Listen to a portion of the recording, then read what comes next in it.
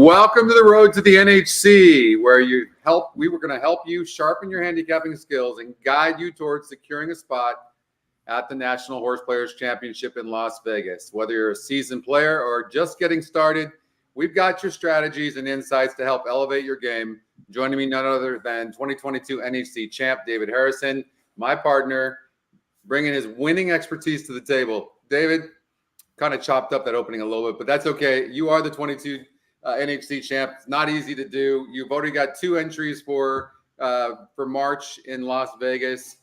David, I had a third. I lost by $1.10 to get my second entry into the NHC. Yeah, I noticed that. I believe that was last Saturday or Sunday, correct? So yeah. When I'm, just so everybody knows who's listening, when I'm not in I wasn't in that contest. When I'm not in a contest, I root for familiar names. Obviously, Scotty, who I do the show with, I'm like, oh yeah, Scotty's in there. And I picked it up late, and so I'm thinking he's got to pick up some nice tour points. So if you want to expand on that, but what happens with the scoring gets a little tricky. If you want to elaborate on that for a minute. Yeah, so essentially in the last few weeks, I've actually been in the lower 10% where you're supposed to be for points 3 times and gotten no points, because the way it works is you have to, once you get 7, once you've got points 7 different times, now whatever your lowest point total is, you have to beat that before you get any other points. So it becomes very, very difficult. It's almost like they're weighting you. They're giving you extra weight, if you will. And it can be frustrating. It's like you got everyone else with 118 pounds and I'm carrying 135 pounds on my back. Right. How was that? And yeah, no, so exactly. And what happens is that, so I'll give you the scenario that happened over the weekend. So Scotty finished 3rd. You finished 3rd in that NHC contest. So there was 100, I believe there's 106 entries, or give or take, a little over 100. So easily, if you're within the top 10 in that contest, you'll get awarded tour points. So Scotty finishes 3rd. I'm looking like, oh, I can't wait for the leaderboard. He's going to be moving up. And on Friday, I finished 10th in the Friday NHC contest. And I'm thinking, that's great. I'll be getting tour points. So I look at the board. I'm like, hold on a second. I am 8th and Scotty's 10th. How is that possible? He finished the 3rd and I finished the 10th. Well, the 10th out of when you finish 10th and there's 406 people in the contest, you're going to get more tour points. So I got like 2,400. And it's 8 scores. So I only realized I had 7 scores. So the 8th score was 2,400 added to my total. So I'm like, whoa. And I don't agree with that scoring. I think it should be a little, for 3rd, you should get, even if you want to say the minimum you get for 3rd is 500 points or 300 points, but you should get something, right? Well, I know it doesn't work, and I'll tell you why, because I'm completely, and it's not going to affect this at all, but right. It is discouraging, because it's not like it's free to enter. You're paying money to enter in these things, and you know what I mean? And so, so I still really enjoy it. The Vegas event, for me now, I'm not going to try. I'm going to have to win in order to get points. So the way they have this set up. So my plan, I'm not going to play the NHC for the Mythical. But what I will do is, of course, play the cash tournaments. I'm in a big one, the California Crown at Santa Anita tomorrow. And by the way, they do have a $300 event today. So, I mean, I think if one out of every 40 people gets into a $6,000 event. So you might want to enter that. It's a cash tournament, of course. It's win, place, show, exacta, and trifecta wagering. I think daily double as well. And you have to manage $150 bankroll. So you have to do that very carefully. But man, I mean, that's a big savings, David, if you can get in there. Yeah. And that's the thing. That's what I look to do. Obviously, you have these tournaments. What is the California Crown? 6K? 6K. 5,000 for bankroll, 1,000 towards the prize pool or something. I guess that's close. And I'm usually not the type of guy who's going to buy in for 6K. But the 300 I'll participate in, and and you can still get some of these $300 ones. You still get tour points, so you got to read the rules. But that's the way to go. And Scotty, if you win one of these live money contests, that's probably like 4,000 points. So that'll definitely move you up. That'll be one of your top 7. So, but at this point, Steve Bick has a saying, and he's the one that introduced me to it. He says, it's not the horse player that chooses the tour to play the tour. It's the tour that chooses you. And in this case, the tour now has chosen me because I moved up to 8th, and I'm going to keep it now. It's more difficult. So I'll replace you in the top 10 because in the top 20, if you're in the top 20, you get $5K. Hey, listen, for sure. But it's more, 3 times in the top 10%. I hope they change the rule. They took me out. So I'm not going to chase that anymore. It's not worth it. It becomes too, when you start chasing, you have to catch yourself. When you start chasing and you're frustrated, then something's amiss. It's not working for you. You need to just back off. And so I've told them how I feel about it. So they know. We'll see if they make some changes. But nonetheless, most people are, like we talk about, are not going to have to deal with those kind of issues. And chasing and playing in these events and playing in the feeders to try to get in the qualifiers so you can get to Vegas, absolutely would 100% encourage it. Right. Absolutely. Yeah. Right. And absolutely. So the bottom line is there's a differential. There's a difference, right?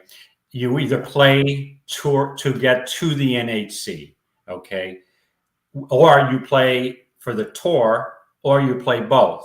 So right now, people who haven't qualified, listen to us, or haven't qualified, we're trying to get you to the NHC.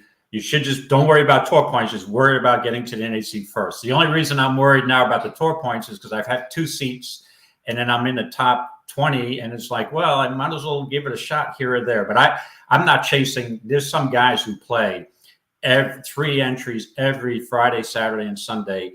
I just don't. Not that I don't really have the time for it. And we had this conversation before. Sometimes you get too self-consumed with this whole. You sure do. And you need to have a work-life balance or horse player life balance. And I think you get more success that way, right? When you're at work, you get burnt out, you're less effective. You take a 2-week vacation, you get refreshed, and then you come back and you're more effective, more productive. So it makes amazing. Sense. Even when you're handicapping within the same day, David, I'm always encouraging people just to get up, walk away, even for 10 minutes, take your eyes away, stretch your eyes a little bit from side to side, like clear your head, put some ice on your neck. And now seriously, like get rid of the brain fog, get some serotonin in your brain, just walk, like move. Do not sit there for 8 straight hours without getting off the computer. That is the worst thing you can do. Exactly. Physically too. And, physically, right. And also, absolutely. And at the NHC, what I normally do is I don't stay in that ballroom all day. I can't stay. I get nervous energy. I walk out all the time. A buddy of mine would smoke and somebody would have a cigar. I'd walk out in the front. We'd bullshit for a while and get some air, walk around and like, oh, we got to run now. We got to get the 5th race. So if you see anybody this next March sprinting down that hallway in the afternoon, it's probably me because I spent too much time outside. And I'm going to get shut out of a race that I had a key place. So that's important to break it up a little bit. So hi, Mike. Hey, guys. Hey, Mike. Hey, Wiz. What's going on, Tim? Tim's crushing it over in the UK. So proud of you and so happy for you. If you're new to the show and just tuning in, basically the idea here is that we're gonna take you through a feeder. It costs $18 to get into the feeder. Today's feeder is on horseplayers.com. And so you can come here and you can enter. It's $18, so you have to have some money in your account. Also, you want to make sure you're on a tour member. I think somebody told me they dropped it to like $25, but it's normally $50 per year. And now you're a tour member. And if you get lucky and you pick some good horses, then you could get to hopefully to Las Vegas in the NHC where there's going to be 700 or 800 people waiting for you. And it is a ball, literally in the ballroom, energy. It's just incredible. It is worth it. And the cool part about this is you put up your $18 and you don't have to bet anything else.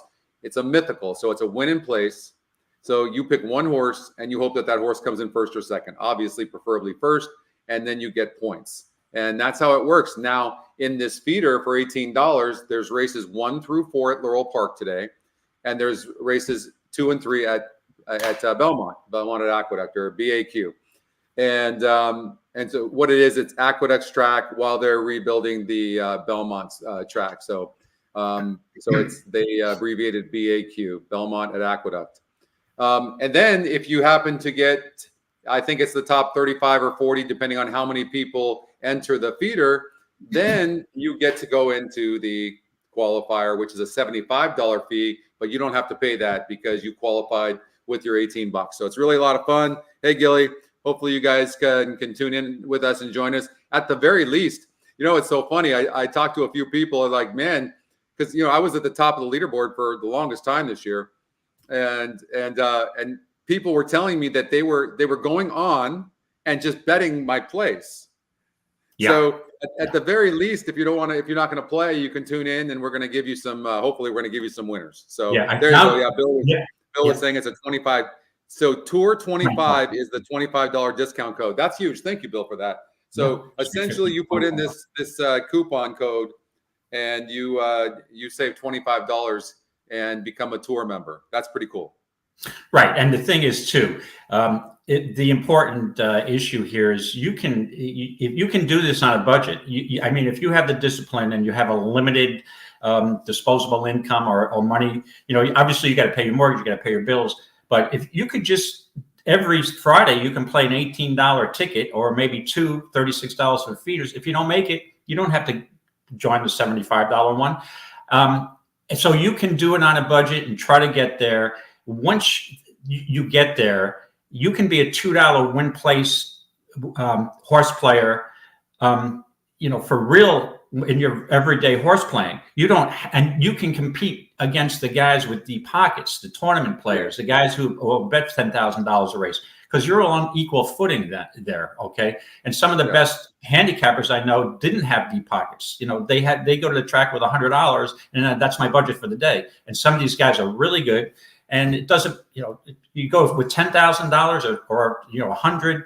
It's about ROI, making a profit, right? It's what you can afford. So this is an affordable way to get there. And I encourage you, because for years, I was a small player, and I got to the NHC, and there's so much money on the line there that I would encourage everybody to join the tour and try to get there. Speaking of ROI, Tim was on the show, or on my coaching class yesterday, and he lives in the UK near London, and he was a poker player, and he got introduced to EquinEdge somehow, and he's been joining the coaching classes. And then I was showing him ways that he could utilize the odds makers morning line and the EE morning line, and then the win percentage, the EE win percentage, and how you can make that profitable, as well as the horses to watch. Because these numbers on the horses to watch, let me get to it. These numbers on the horses to watch, they are after takeout. So when you look in, like this particular horse, the 11 horse has a 47% chance of winning because it's the top pace, top win, top SOR, top EE morning line, meaning lowest, and EE top pick. In that scenario, when that happens, these horses win 47% of the time, with a negative 6% ROI after takeout, and they're in the money 81%. So here's the cool part, and we don't have that here. Tim gets fixed odds. Yeah. So he goes in, and he had a horse the other day that we had it like 3-1 on the EE morning line, and he got 8-1. Yeah. And the horse had like I want to say it was a 33% win percentage chance or whatever, and it won the race. And but that's really, really neat. So hopefully they're going to bring that. You think about this. If they would bring this to the States, I think they have it in New Jersey. Correct me if I'm wrong. Yep. They do.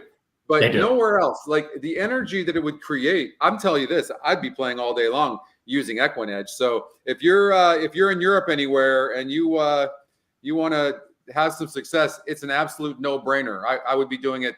In fact, I might take my ass over to the UK and stay for 6 months. I'm just not sure how happy that would make Anna.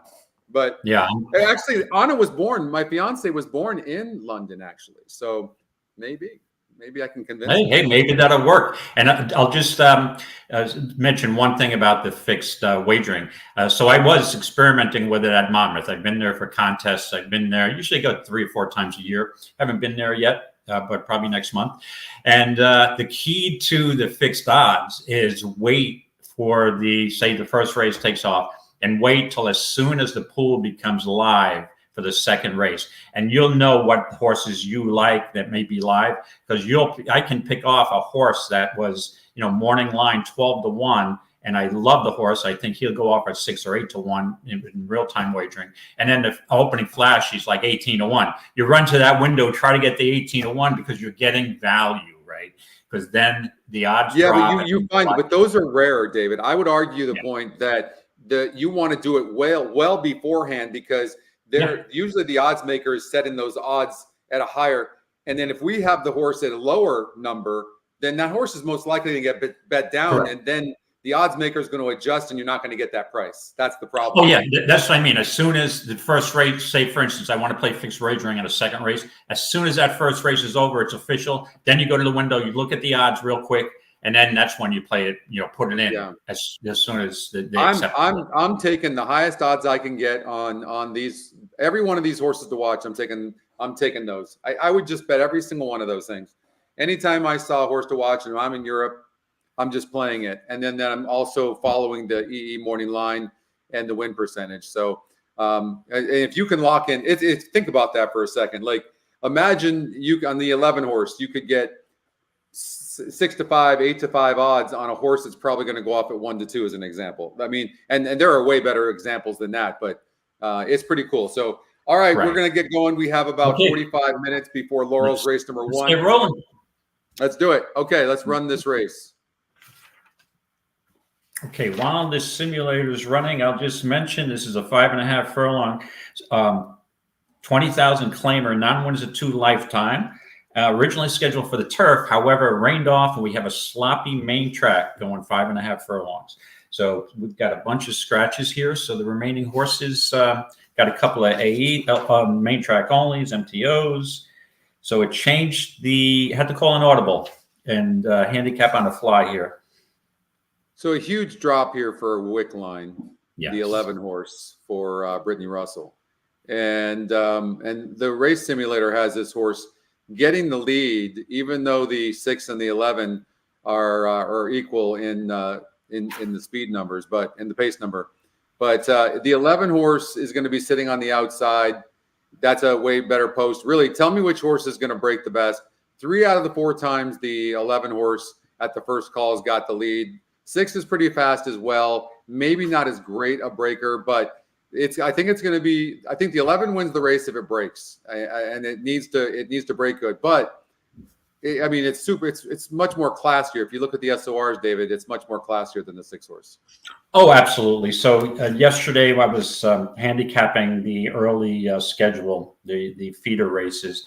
And I checked the weather forecast at Laurel, and I'm like, no, it doesn't look good. So let me focus on the MTOs. And the scratches came down about a half hour ago. And so we've got a couple of MTOs. You got the 4 as an MTO. You've got the 11 and the 12. So usually when a race is originally scheduled for the turf, they take it off. I look at the MTOs first. And the thing that stuck out at me is the 11 has such a class edge here, drops down.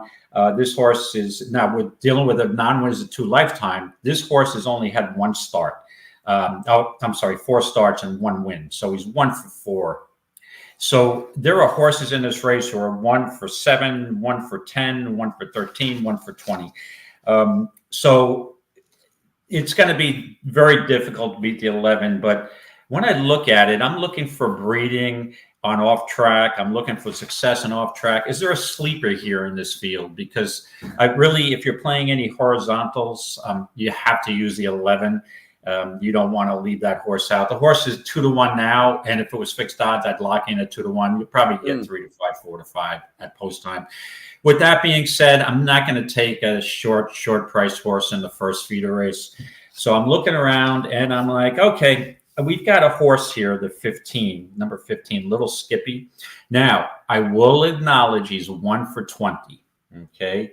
And if this race was probably on a dry track, I'd have no interest in this horse whatsoever. So if you look at the 1 for 20, the one race that this horse did win was on an off track. and he's got 2 seconds out of 20 starts, and one of those seconds was on a wet track also. He's a hard spun, which is out of Danzig. I think this horse is well bred for an off-track surface. Is currently sloppy. It'll probably be at least sloppy to muddy by the time they go off. So, Scotty, I'm going against the grain here a little bit. You know me. I can't resist a little bit of a long shot. So I'm going to try to squeeze a little Skippy in there to number 15, who's currently 10-1 off a 12-1 morning line. EquinEdge has no love for this horse, indicated morning line of 20-1. With that being said, if it wasn't a sloppy track, I'd have no interest. So on a sloppy track, I'm going to go with the 15 Little Skippy over the 11. On my second pick would be Wickline. So and for real money, I'd box on 11, 15 exacta. So there we go, Scott. Well, you're already starting us off. You know, the one thing that I have learned about David is he can spot horses that don't even know they're supposed to win. Okay, I don't know how you do it, but that's why you're the NHC champ. You're the Silver Sunday champ as well, which means you're probably good at retirement plans. Probably, I guess. I don't know. I mean, you win everything. I mean, you literally I wouldn't do. Go. Yeah, I wouldn't go that far. Yeah. Listen, if you're not in the Hall of Fame, there's the problem. So, well, thanks. Yeah, it's true. And I'm sure it's going to happen, but your credentials speak for themselves. But no, I love to bust your chops. I couldn't pick this horse for my life. But you win these things. So, and that's what makes it so great too, is talking shit with each other and giving. But of course, I'm going to take the 11 horse. But if the 11 loses, I'm rooting for you, of course.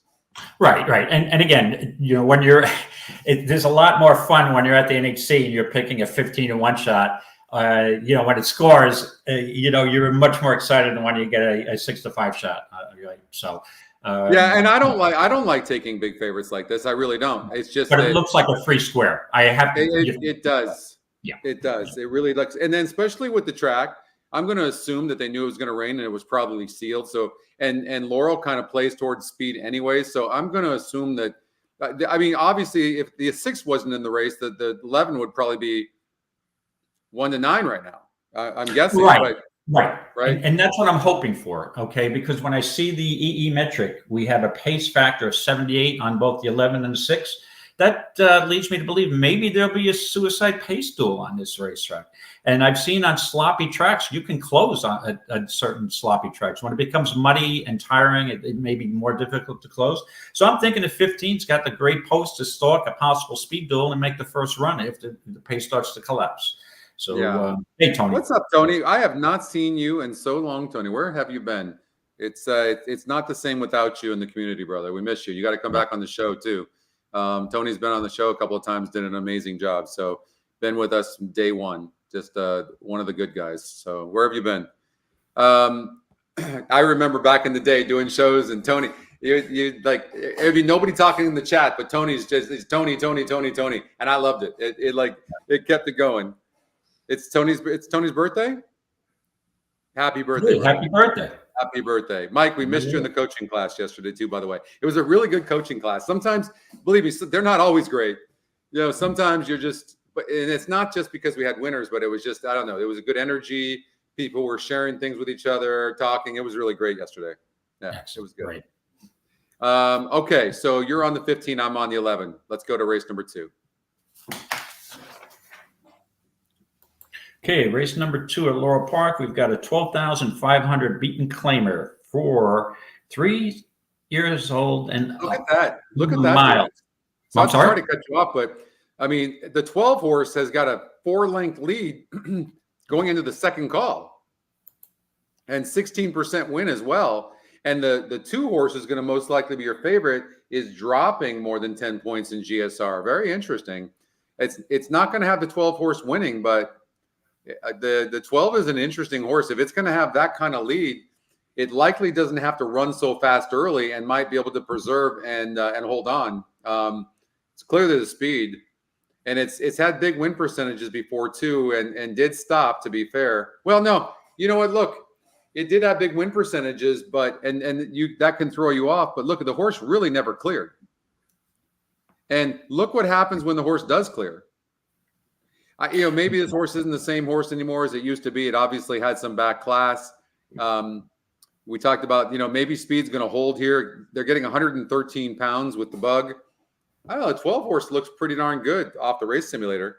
Yeah, and we've broached this angle before. Is the pace factor? If you go to the pace factor, the 12 has a 65 number, and the second highest one is Rudy at 39. When you see an advantage like that, that alone is worth a play. As lone speed is dangerous. Horses get out of the clear lead and control the pace, and more likely not to stop. So to me, you have to play that 11 just based on the EE metric alone, on that pace factor advantage. With that being said, I don't know who you came up with here, Scotty, but the 12 is a horse I would consider, but I probably use him second. And the horse that I was end up landing on here after looking at it, and I know there's another bit of a reach, but with the scratches, we're probably only going to get 4 or 5 to 1. And that's number 7, Mr. Jefferson. The interesting thing about this horse is that this horse, I think this was a Trombetta horse. Let me just pull it up. And you've got a 5-year-old Constitution horse who was, Mike Trombetta was training this horse for a long time. Larry Johnson, owner, they're a really good team. This horse ran in the Remsen, Jerome Withers, Federico Tessio, Sir Barton, Pegasus at Monmouth, not the Pegasus down at Gulfstream. So this was a dirt horse, right? Then for some reason, I guess they sold the horse and they turned the horse into a jumper. So this horse has been in the hurdles for God knows how long, and no speed, and didn't have any success in the hurdles. And the last then this horse got moved to the turf course on June 26th at Laurel, and back to dirt starting in August at Laurel. I think this is really interesting. And Lacey Godet takes over the training. This horse has a pretty nice workout on September 11th, the 48-1, puts blinkers on, and had a third back on August 10th at a higher level, like a $20,000 beaten claimer at 39.40 to 1. Came back in a 24,000 beaten claimer and didn't show that much and kind of tired, but now blinkers on. Third race back on the dirt, and I thought this horse is interesting. And at a Constitution on an off track, even though this horse is only 0 for 2 on a wet track. I'd give this horse a shot. So I'm going to take another shot here. I'm going to go with the 7 as my primary pick, Mr. Jefferson, the Constitution horse, and over the 12 with the speed advantage, Malinois. So 7-12 for me, Scotty. All right. 7-12. I find it interesting that look at this horse is 20 to 1 on the odds makers morning line, but 4 to 1 on the EE morning line. And the horse is jumping from 8% to 18% win. This is a horse that really hasn't done anything in the last 3 races. So it's amazing to me how the system finds stuff like this. And it's actually the EquinEdge second pick. Did you see that? Yes. And it's a big drop in class. This horse is going from a 24,000 claimer down to 12.5. I'm sure it's the lowest by far this horse has ever raced before. So with that being said, there's no world beaters in here. So on its best day, I think this horse is going to be competitive at the least. All right. So obviously the odds maker can't adjust his morning line, and we can. There was 4 scratches here, and this was taken off the turf. So we have the adjusted morning line. So I think you need to consider that it's the odds maker wasn't terrible in here necessarily. So then you have In the Dance here, who's dropping from a 61 GSR and going to stay in this race on the dirt. And this horse has done better on the dirt than it has the turf. So this is not a problem. I can understand why they didn't scratch this horse. This is a drop as well, going from a 58 last time out on the turf. But I don't like to compare that. I want to compare the dirt races. So when I look at that, I see a 52 SOR here, 18%, now 34%. But I do concern a little bit on the sloppy track, and the GSR drops to 50. So I'm not really sure about that. I'm going to look at some on a wet track. That's what it is. So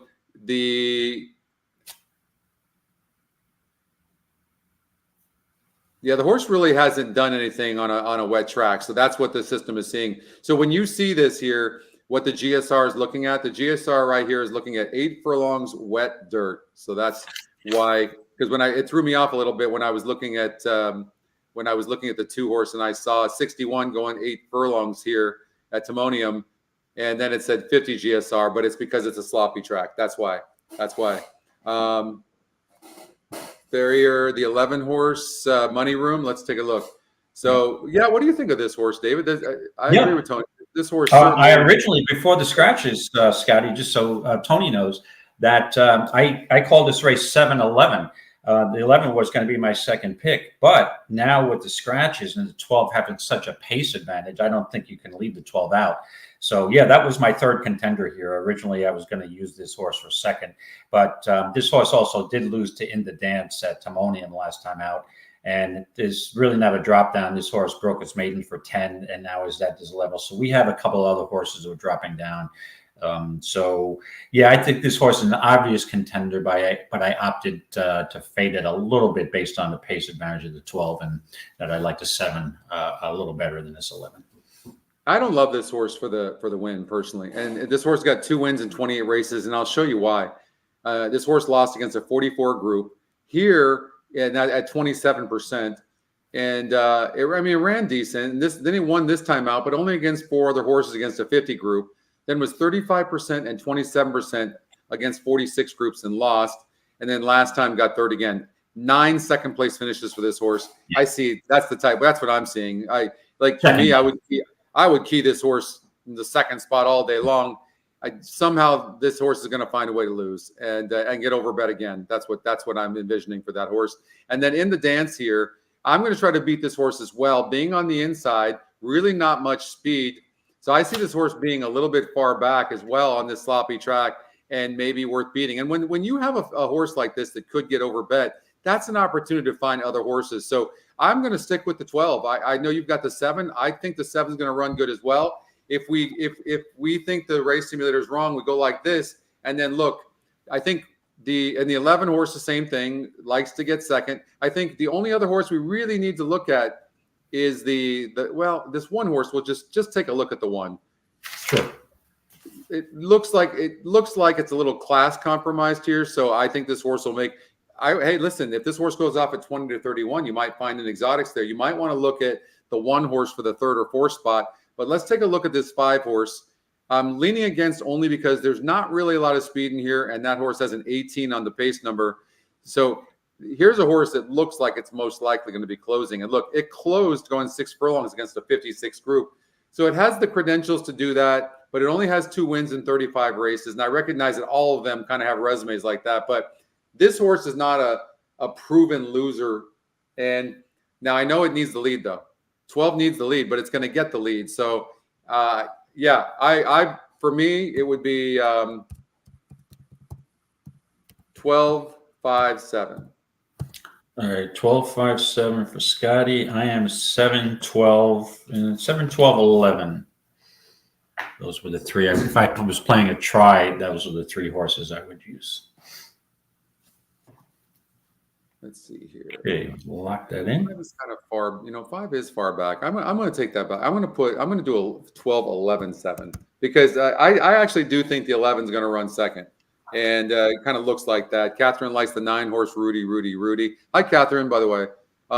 For me, Catherine, if you look here at these SORs, 42, 44, 46, the last win this horse had was against a 36 group at 35% win chance. Now it's 4%. The GSR is 11 points lower, and the SOR is 10 points higher.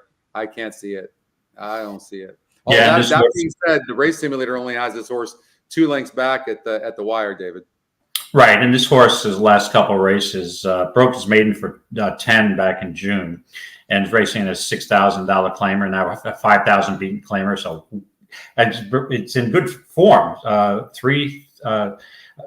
1, 2, 3, 4 money finishes in a row, so it's in really good form now. Now moving way up from a 5,000 claimer to a 10,000 claimer against horses who are dropping. So I think other horses have a class edge on Rudy.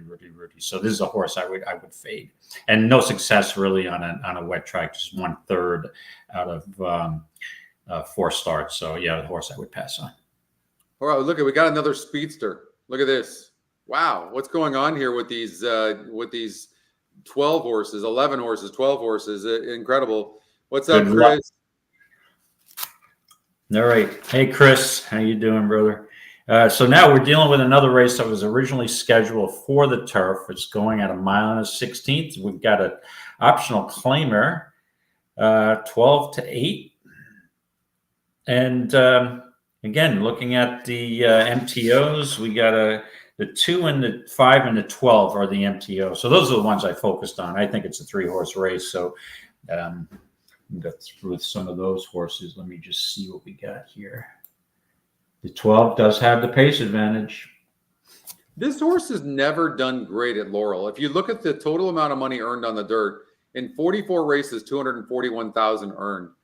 But in 20 of the races, we're at Laurel and only earned 78,000. So, and that being said, if you look in the last 3 races, this horse, well, first of all, like this horse has not been near the lead. So for a horse that needs the lead, you can throw those out. You really can.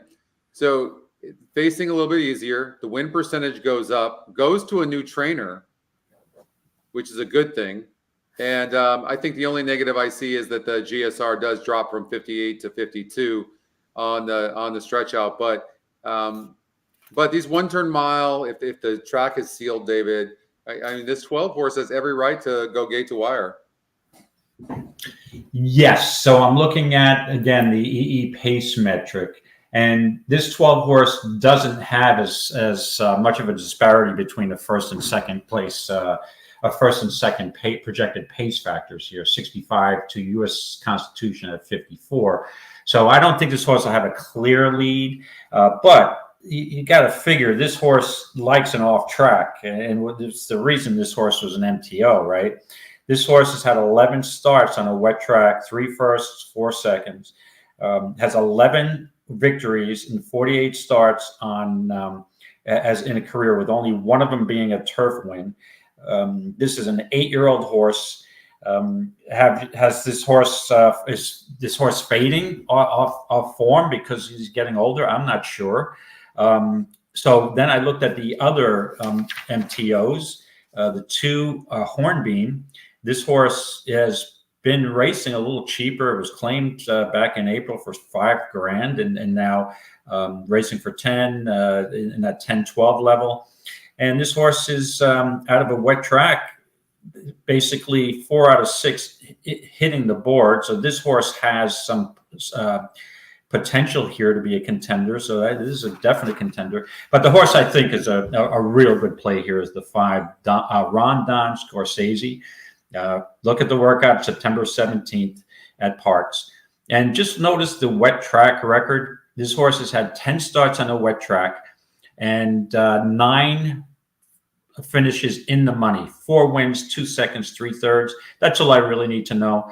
This horse also drops way down in class from a 25,000 beaten claimer to 12.5. Based on that, the track condition and the scratches here, I think this horse is, to me, this horse is a single based on the affinity for wet tracks. So I'm just going to go with the 5 here. I'm all about the 5 here, Scotty. Rondon Scorsese. That's my. If I had 2 tickets, 2 entries in the feeder, I'd use the 5 on both. What about the 15 horse? This horse is dropping in class, no doubt about it. But and it looks like it can rate some. It faced a 56 group the last 4 races. It did have a second place finish against 9 other horses, but that was on the turf. And this horse has had 11 starts on the dirt, earned $47,000. Really not that great. 3 races at Laurel, $3,700 earned. What do you make of this horse? It's 9-2 on the EE morning line. Yeah. I'm not sure if the scratch or the move to the dirt is going to really help this horse. This horse has just been, if you look at all of its recent starts, it's mainly been on the turf. There's only 1 dirt race, and that was in December 2022. I think this is more of a turf horse. That's out of 5 wins, 3 of them were on the turf. But again, if this horse won, would I be surprised? No. I'm a big Mike Trombetta fan. I think he's always usually has his horses ready to run. But in this case, I'd fade the 15. I just think the 5, there are better plays here. The 5 and the 12 to me, I prefer. Yeah. I think the only thing that was throwing me off on the 5 horse a little bit was why this horse didn't go up in win percentage with this drop. I think that's my only concern. And the last time this horse ran good, yes, it was against better, but it pretty much went gate to wire. Is this the type of horse that you can see that its best races are when it's near the lead? And the 12 horse is very fast. At the first call, it looks like the 5 might be, 3.5 lengths back. Yeah. I think, the second call, it says 4 lengths back, and then it starts coming on. I think that might be my only concern, but it looks like it might be the second fastest horse in the race, really, the 15, the 1. So I think you're on to something there. The 2 horse, you don't really like this 2. You kind of made a case about this 2, but you think it's going to be too far back? What do you think of this horse? Yeah, no, I think this horse has positional speed. The only problem is I'm a little concerned about the horse is racing for $5,000 and now is generally at a lower level, much lower level than the 5 and the 12. So yeah, I think the 5 has a huge class edge here. So and likes the off track. So yeah, I'd fade the 2. The horse I think is interesting. Really, it's going to be a nice price. Is this 13 horse Chauffeur? This horse has had 1 win on an off track. And even though this horse was racing at Timonium last start for 5,000 beaten claimers, looks more like a turf horse, right? But has 1 win on an off track. So there's a painter out of Awesome again. If this horse ran a good race, it wouldn't surprise me. But I didn't have the guts to pick this horse on top. No. Well, I'm going to throw one more horse into the equation here, and that is when I look at the finish, I'm seeing the 15, the 10, the 5, the 2, the 12. Looks like those horses. 13's pretty far back. 9's pretty far back. 1's pretty far back. Then I look at the 2 horse, and the horse is going to be 6 lengths back early in the race, it looks like, maybe even more.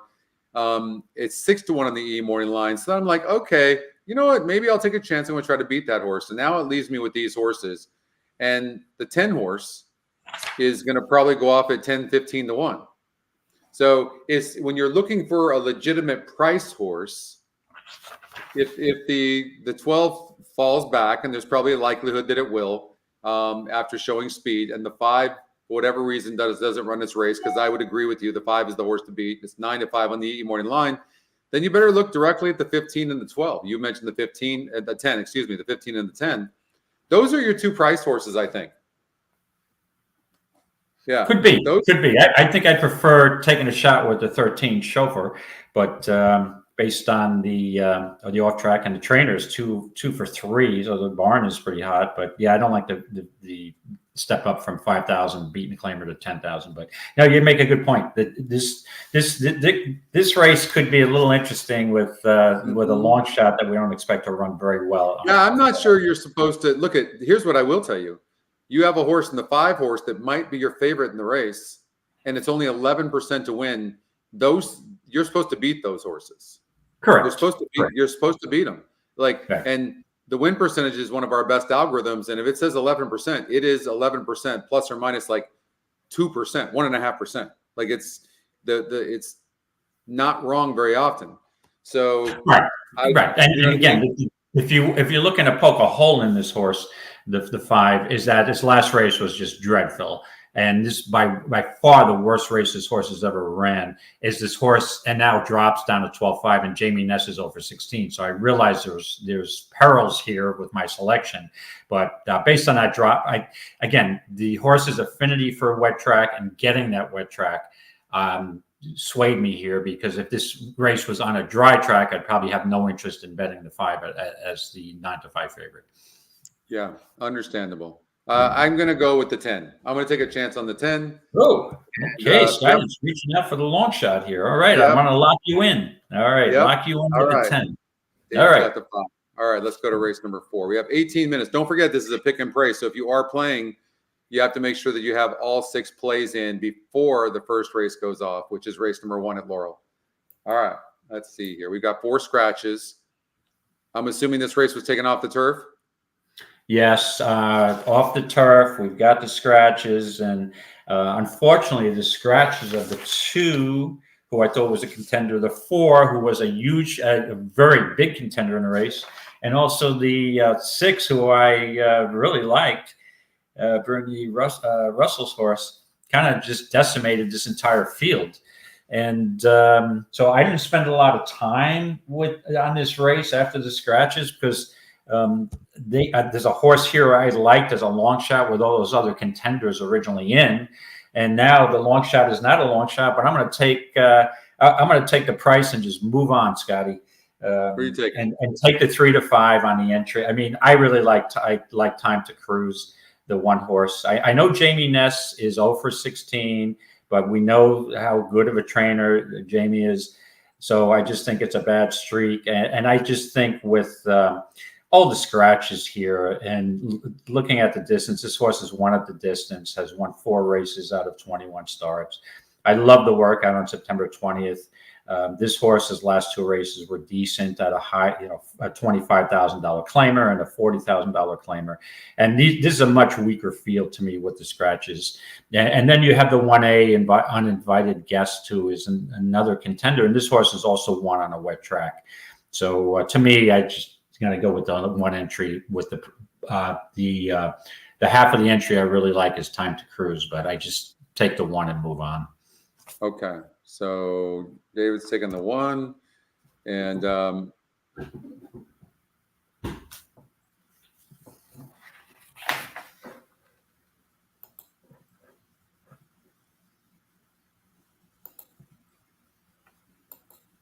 yeah, I'm going to take the 9. I'm going to take the 9. Okay, so Scotty's taking eldest son. Yeah, I'm going to take the 9.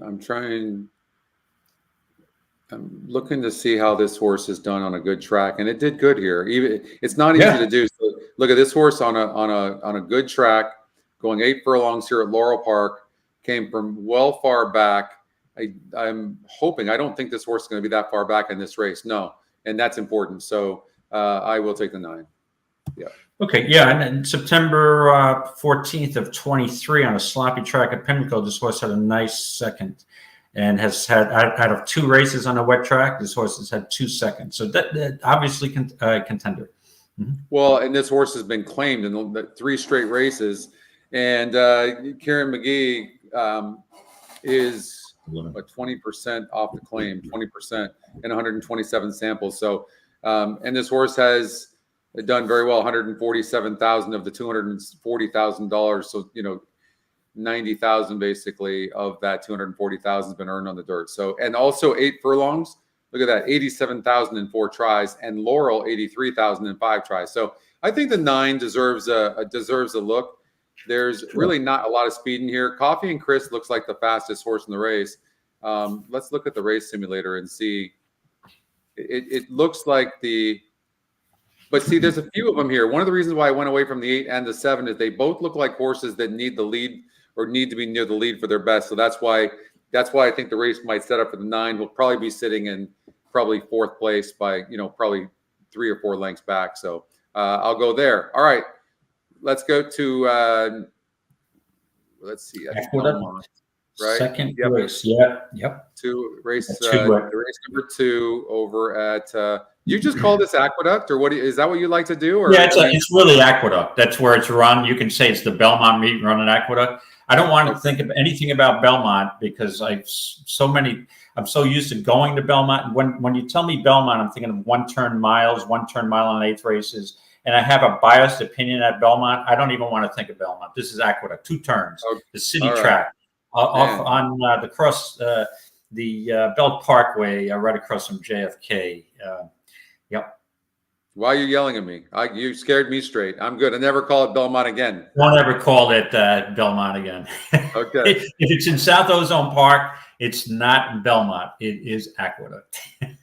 Okay. You can call it Saratoga. You can run the Saratoga meet at Aqueduct. It's still Aqueduct, right? I never want to hear anybody call it Belmont again. Damn it. Damn it. That's it. Okay. If the one, okay, this is the race simulator. The horse is only 18%, but it is 5-2 E morning line. It looks like a wide open race.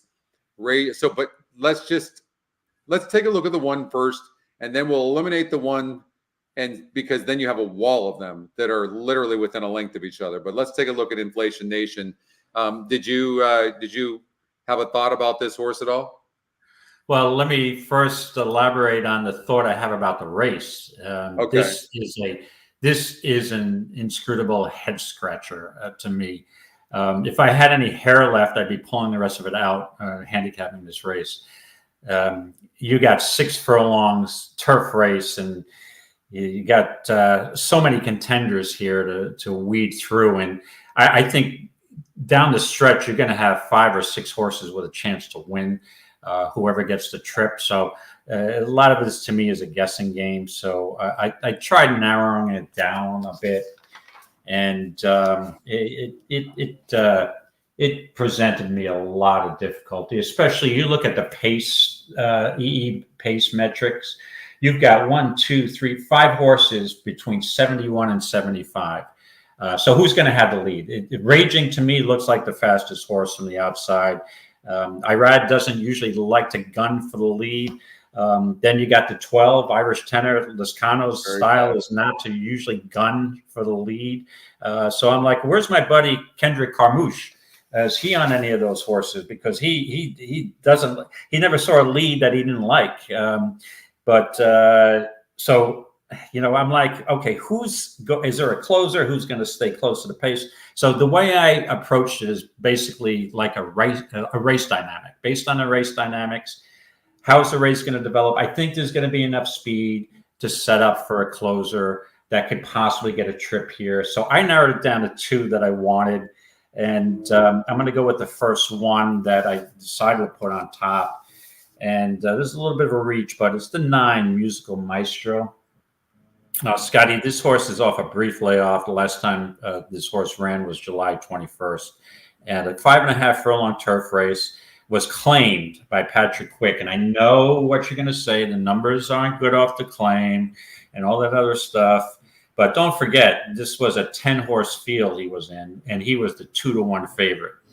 And he was, again, this was a race that race was wide open. The 40,000 none was a 2 lifetimes, same condition.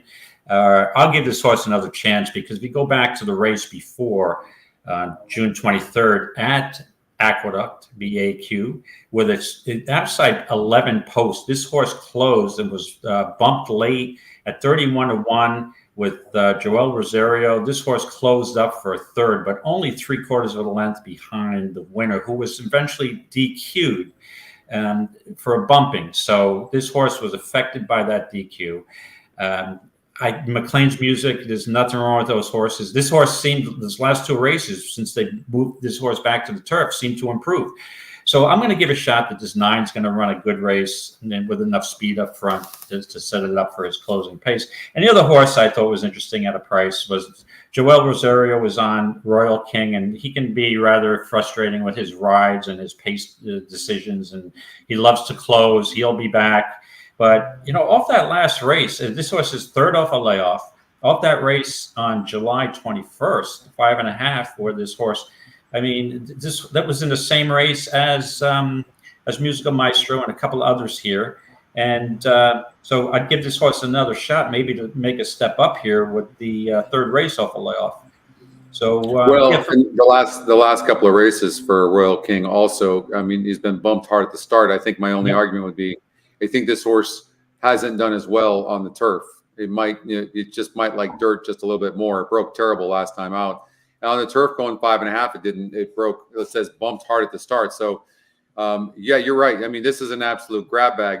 I'm looking at the 1 horse to see if this horse can rate a little bit, and it looks like this horse can rate on 9:15 last time out. This horse had some issues, didn't run a terrible race. Now facing easier, does sit a really nice trip on the inside and gets Dylan Davis. I think my only issue is they added blinkers 3 back, and the real horse really hasn't done much with those blinkers added. So they probably aren't really loving this horse, but it was interesting that the race simulator had this horse winning so easily.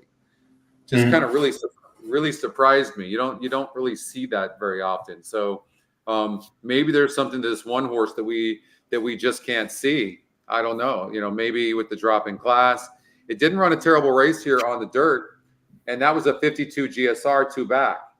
So I'm kind of thinking, I don't know, something happened there. Maybe this horse can run a better race on the inside. So I'm going to take the 1. Okay. All right. So Scotty's on the 1. I'm locking you into Inflation Nation. And I'm on the 9 Musical Maestro as my primary pick, and the 3 Royal King is my secondary pick. And like I said, there's 3 or 4 other horses you could use here. I'm not going to get into those for purposes of time, because we have 7 minutes to go to the 4th race, which is get your plays. And do you have all yours already put in? Scotty, I'm going to parlay this right into this discussion for this race. So I have all my picks in, and I have the 3rd race at Aqueduct as a blank. I think you could use them all here. So I will start out by saying this is a $40,000 claimer, 6.5 furlongs on the dirt. And these are some of my favorite races. I just love this race. I grew up with these races, going to watch 9 races at Aqueduct or Belmont, or all claimers, hard-hitting claimers. Like, didn't this guy just run 3 days ago, when horses used to run? And you have all those claiming trainers playing games, claiming horses off each other, changing jockeys, blinkers on, Lasix off. So again, this race is really fun to me. And I think any one of the contenders here can win the race. You got a couple of claims. You got Dutro stepping in, claiming from Jacobson with the 4 President Z. I don't ever like a horse. You claim from David Jacobson, you're taking a risk here. So then you have a Jacobson horse here, Synthesis, who's the longest morning line in the field. I think this horse has a shot too. Then you have the 3 was claimed, Dangerous Ride by Karamauchi.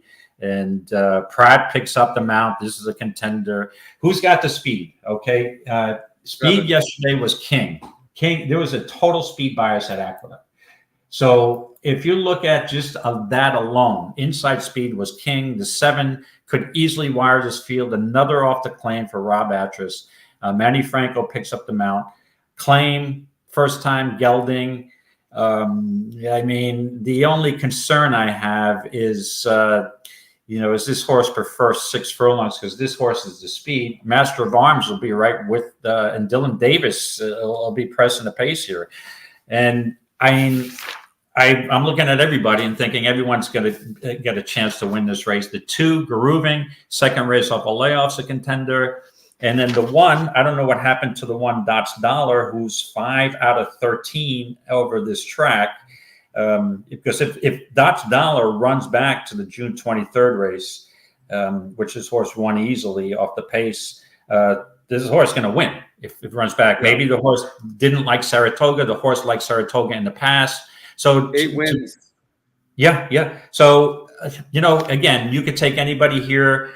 I'm taking a little bit of a risk here, but I'm going with the 2, Garuvin. Santana picks up the mount, second race off a layoff.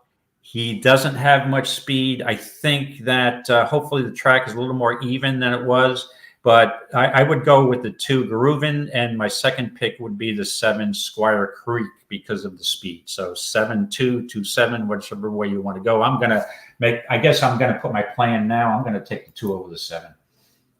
When I see races that are wide open like this, I'm always looking for an angle with speed, because usually when you have a race that looks like wide open, usually it's because horses really don't like to finish or win, or their form seems bad. When I look at the 7, I don't think the form seems bad. This horse, 3 back, faced a 68 group, then faced a 60 group and went gate to wire by 3.5 lengths, got the lead. Then last time out, faced a really tough $50,000 claiming group at 66 SOR and couldn't get the lead. And at the stretch was only 4 lengths back. I see this horse getting the lead this time. I like the trainer change to Rob Atras as well, who's 18% with first time out claims. And I like the drop in class. and obviously the purse is so big, it doesn't alarm me whatsoever. I mean, if you claim a horse for 50 and you put it in for 40, but you got a $65,000 purse and you win that, you did a hell of a job. So I'm going to go with the 7 horse to win the race. Okay. And how much, again, like I'm going to keep repeating how much fun I think this race is. Because if you look, I mean, who's going to be the favorite? Would you want to predict who's going to be the favorite in this race? You've got the favorites, the EE morning line, or they're both 7-2, the 7 and the 3. Then you got 9-2, 5-1, 5-1, 7-1, 12. This is my type of race. I could go to the track for 9 races a day and watch this race 9 times. And I think if you ran this race 9 times, you'd probably have 6 different winners, to be honest with you, because well, here's the thing. So the 3 horse might be your favorite, but I would try to beat that horse all day long. 31%, 16%, 17%, 20%, and loses every single time. Carlos David, Michelle Nevin, Rob Atris. I mean, and so now the horse is getting Cantamarchi, I think is the way you pronounce it. Yeah. And picks up Pratt, and its last race was good. To me, I'm trying to beat that horse. That horse is too much money. It's just burned too much money, and I can't get down with a horse like that. No, that's the reason why. Those continue to be the reasons why you take a horse like the 7 that probably just needs to clear to win the race. So that's what I'm seeing. Right, but you see, I don't mind a money burner, Scotty, as long as the money is not the favorite that is burning. And actually, 7 is more of a money burner if you look at how many times this horse has been a favorite and didn't come through. So that's the other concern. And that is you're 100% right. Except, I mean, this is clearly a dead nuts front runner. And if you look at when this horse has done well, it's cleared. And I think that this horse is clearing here. Oh yeah, that's you know what I mean. Like, and so that's could have a 2-length lead at the second call, and also in the race simulator, nobody's really closing all that strong. So yeah, I'm going to be all about the 7 Squire Creek. Okay. Yep. Ready to get to Laurel? Here we go. Yesterday, that horse is going wire to wire, Scotty. The 7. Which one? If the track is like it was yesterday, the 7 horse is going wire to wire. I'm hoping that it's more of an even track today. Well, look at how was that for timing? Perfect timing. Good timing. All right, the 11 is 1-2, and my 15 is 10-1. Sloppy track. Yeah, I mean, you don't want to. Moving in, Bruder. You have the 15. I've got the 11. But I mean, the 11. It's going to be interesting to see what the 6 does early here, right? So yes, because I think I have to tell you, the only way the 11 loses. Right? Yeah, 21. I think that loses the right wager. That horse is over. 6 has to press hard. From what I can see, it's the only way that the 11 loses. Other than that, the 11's going gate to wire. Really, you have to 1-5 now on the 11. I mean, I don't know if that's good or bad. Sometimes it makes you feel better because the horse is getting bet, but sometimes it just literally means nothing. The horse just looks best on paper. But we know that this horse most likely needs the lead. So we'll know at the break. We will. Here's the first race from Laurel. Good luck, everybody, on your feeder. Lined up at Laurel for the first. And they're off. Win No Joke very fast away. So to Super Bourbon down to the inside. 11 Here comes Wickline flashing up a little bit second slow. Spot. And Tap Anchor is on the back there at the back of the pack, as Upside Down Man is on the inside, now dropping back after flashing some early speed as they head over the far turn.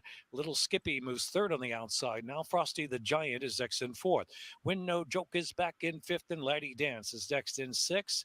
And back to Tap Anchor, racing back of the pack. 3rd last position, followed by Bruder, and Upside Down Man is trailing the field. 5/16 to go, and it's Wickline now grabbing a lead and opening a length and a half. Wickline chased by Super Bourbon. On the outside is Little Skippy. Little Skippy now moves to 2nd, but Wickline's got the lead as they turn for home. Wickline sent for home. Put the right-handed pressure, opens up and pops away by 4, almost 5 lengths on Little Skippy in 2nd, and Win No Joke coming back again in between horses. The far outside is Laddie Dance. Wickline strolls home to win by 6 on the slop. Photo 2nd, Win No Joke in the photo the there. 15 with couldn't hold on to that second and then it spot. was So little take Skippy. the 1 to 5. Yep, the 1 to 5, and then the 10 horse, Win No Joke, ended up getting second, I believe, over the 13 horse. Win No Joke didn't look bad on paper, but the favorite was just too good. The favorite didn't even clear. Yeah, by far the best. Yeah, You know? much. Oh shit! Don't quit your day job, Tim. No, we picked a 1 to 5 shot. Scotty picked a 1 to 5. Don't quit your day job. Yeah. No. Oh. Okay. Yeah. So we got. Let's see here. What's coming up? We got Belmont. So we got the next one at Laurel. So so we got a little time yet. So why don't we? How about we go to start doing the other races, the qualifier races. Sure. Let's get into the qualifiers. And before we get there, now we have a little time. I know this is a big day for you, Scotty. Why? The day you've been looking forward to for a long time, my friend. It's the first day of the Santa Anita $2 pick six is today. You're and I absolutely looked right. at it, and I may pay a $24 ticket. That may pay $180 today. The way it looks very chalky. But so I do have a quick question before we get involved. So will you play only when there's a carryover with the $2 minimum? Not necessarily. It depends on whether if I love the card. So let me tell you why. Let me give you a brief synopsis of what I think happened here. So a gentleman named Tim Ritvo from Gulfstream Park worked for the Stronach Group, changed the traditional. All these people were freaking. Everybody got excited, especially in Southern California. It kind of rubbed off everywhere on pick six's $2 denomination. And for those of you that don't know what that means, essentially is the minimum bet is $2. So he came in and made a rainbow pick six and changed that $2 minimum to a 20-cent play. And the reason he did that was 80% of the players are small players, okay? And the rest are they're bigger players, the 20%. Now, what you have to remember, you need them all. But the 20% of the players make up more money than the 80% of the smaller players. And so everybody needs the bigger players in there as well. And you know who gets this, who's always got it, is Vegas. Why do you think Vegas takes care of the bigger players? Because it's a lot less work. You can make more money. And essentially what they did was they just took away the $2 pick six, and it just changed everything. So, and I'll give an example. I would handicap an entire card. I mean, I knew every horse backwards. And not only would I play the pick six, I would bet exactas, trifectas, pick threes. I would like rolling this, rolling that. Like I was playing everything. And when they took that away, they took away probably 80% of the money that I would put into the pools. That's what they did. And this is the first time, I want to say, what has it been, 10, 12 years since they did that? And it's such a smart move in my opinion. And it's super important. There's a lot of different areas there that in horse racing that need help. But one of them is getting people interested again. And people like me, I can tell you, I like playing for the bigger money. I'd rather play pick sixes than mess around with the smaller pools. That's one thing that Santa Anita is doing. And I think it's going to be very successful. The other thing they're doing is they have all these special wagers that they're doing, especially on Saturday. It's a big day Saturday at Santa Anita. And they're 15% takeouts instead of 26%. And what does that mean to you? Well, I'll tell you what it means to you. Let's just say you hit an exacta with a 10-to-1 shot over a 10-to-1 shot, and you're expecting to get $150 for a dollar exacta, and all of a sudden you only get 70. And it's discouraging, right? Because you're like, man, right? It's discouraging. And now when you drop that takeout, that means if there's $100,000 in the pool, they're only taking $15,000 off the top instead of $26,000. Kudos to the Stronach Group in Santa Anita. And I think a lot of people are talking about it. I think they're going to have a lot of success. Yeah, didn't Gulfstream was the first track? It wasn't Santa Anita that did the Rainbow Six, right? No, it was Gulfstream. No, it was Gulfstream. The Stronach Group. Oh, but yeah. but then they took it away everywhere. Then they started doing that bullshit everywhere, all over the country, and it just it was not a good move. It just wasn't a good move. It was a short-sighted move. It's a gimmick wager that I could say I never wanted any part of it, but to be honest with you, I did play it once in a while.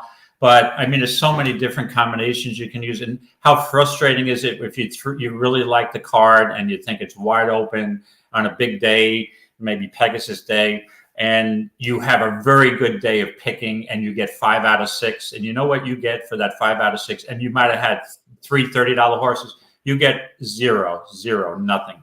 So I would play it when there was a mandatory payout, but even then, for a small guy, if I'm throwing in, maybe I throw in a $64 ticket or something like that. Not crazy, because I'm not going to be chasing a big payday on a 20-cent Rainbow Six.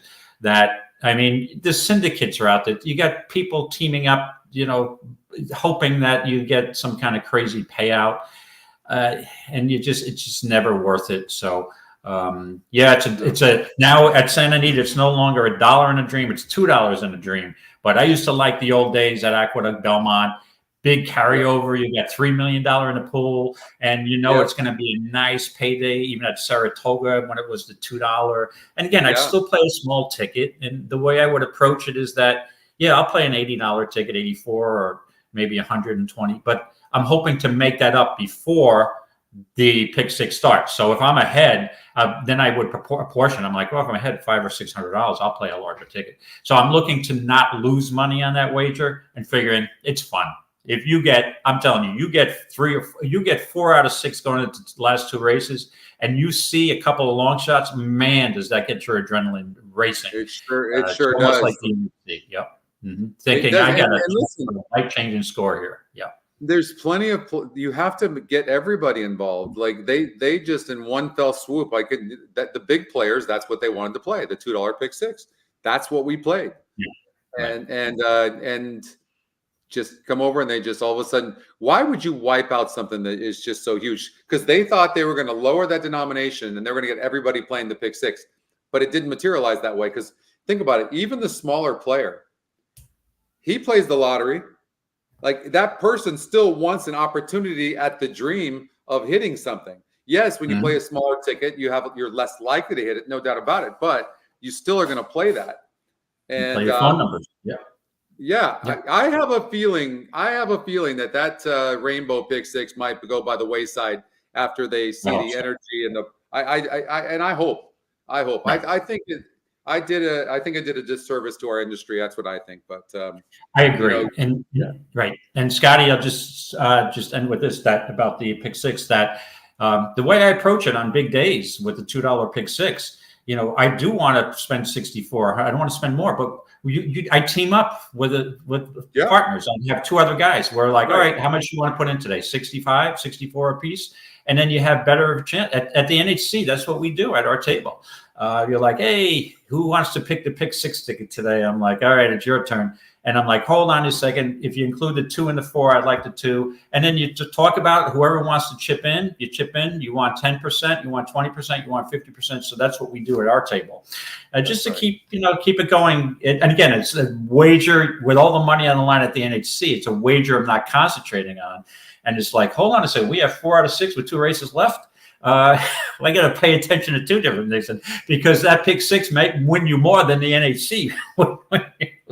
Exactly, for sure. Like, listen, I've seen many people hit. I've seen people hit for $1 million on a $128 ticket. Like, I've seen it. Like, you can do it. You just handicap, and I tell you what, with like EquinEdge and stuff, you can handicap these things a lot faster than you used to be able to handicap them. Like, before EquinEdge, like, it would take me 8 to 12 hours to handicap one card. Whereas now, if I really wanted to handicap every single horse in 10 races at Santa Anita, I could probably do it realistically in under an hour and a half, probably.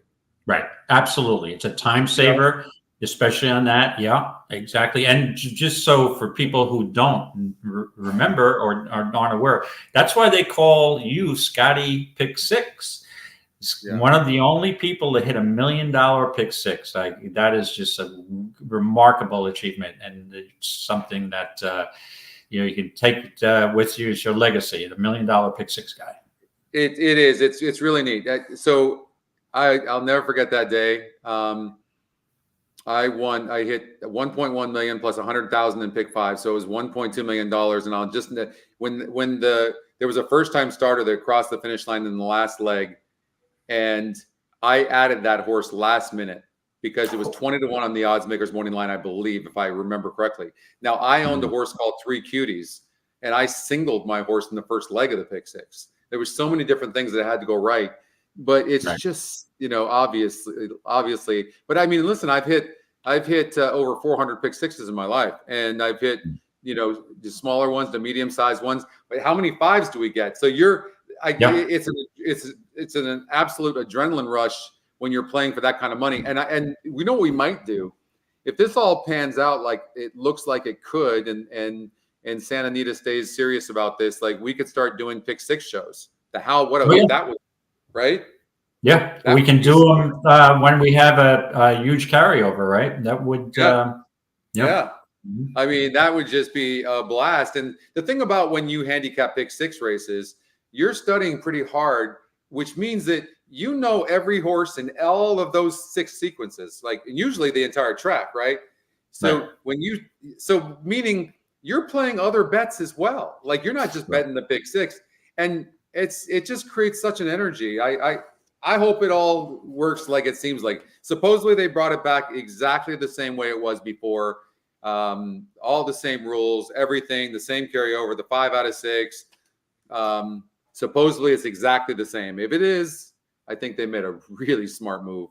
And Santa Anita needed to do something. They needed to do something to help get the field sizes up. It's the most beautiful track in the country. Absolutely. Hands down. I agree.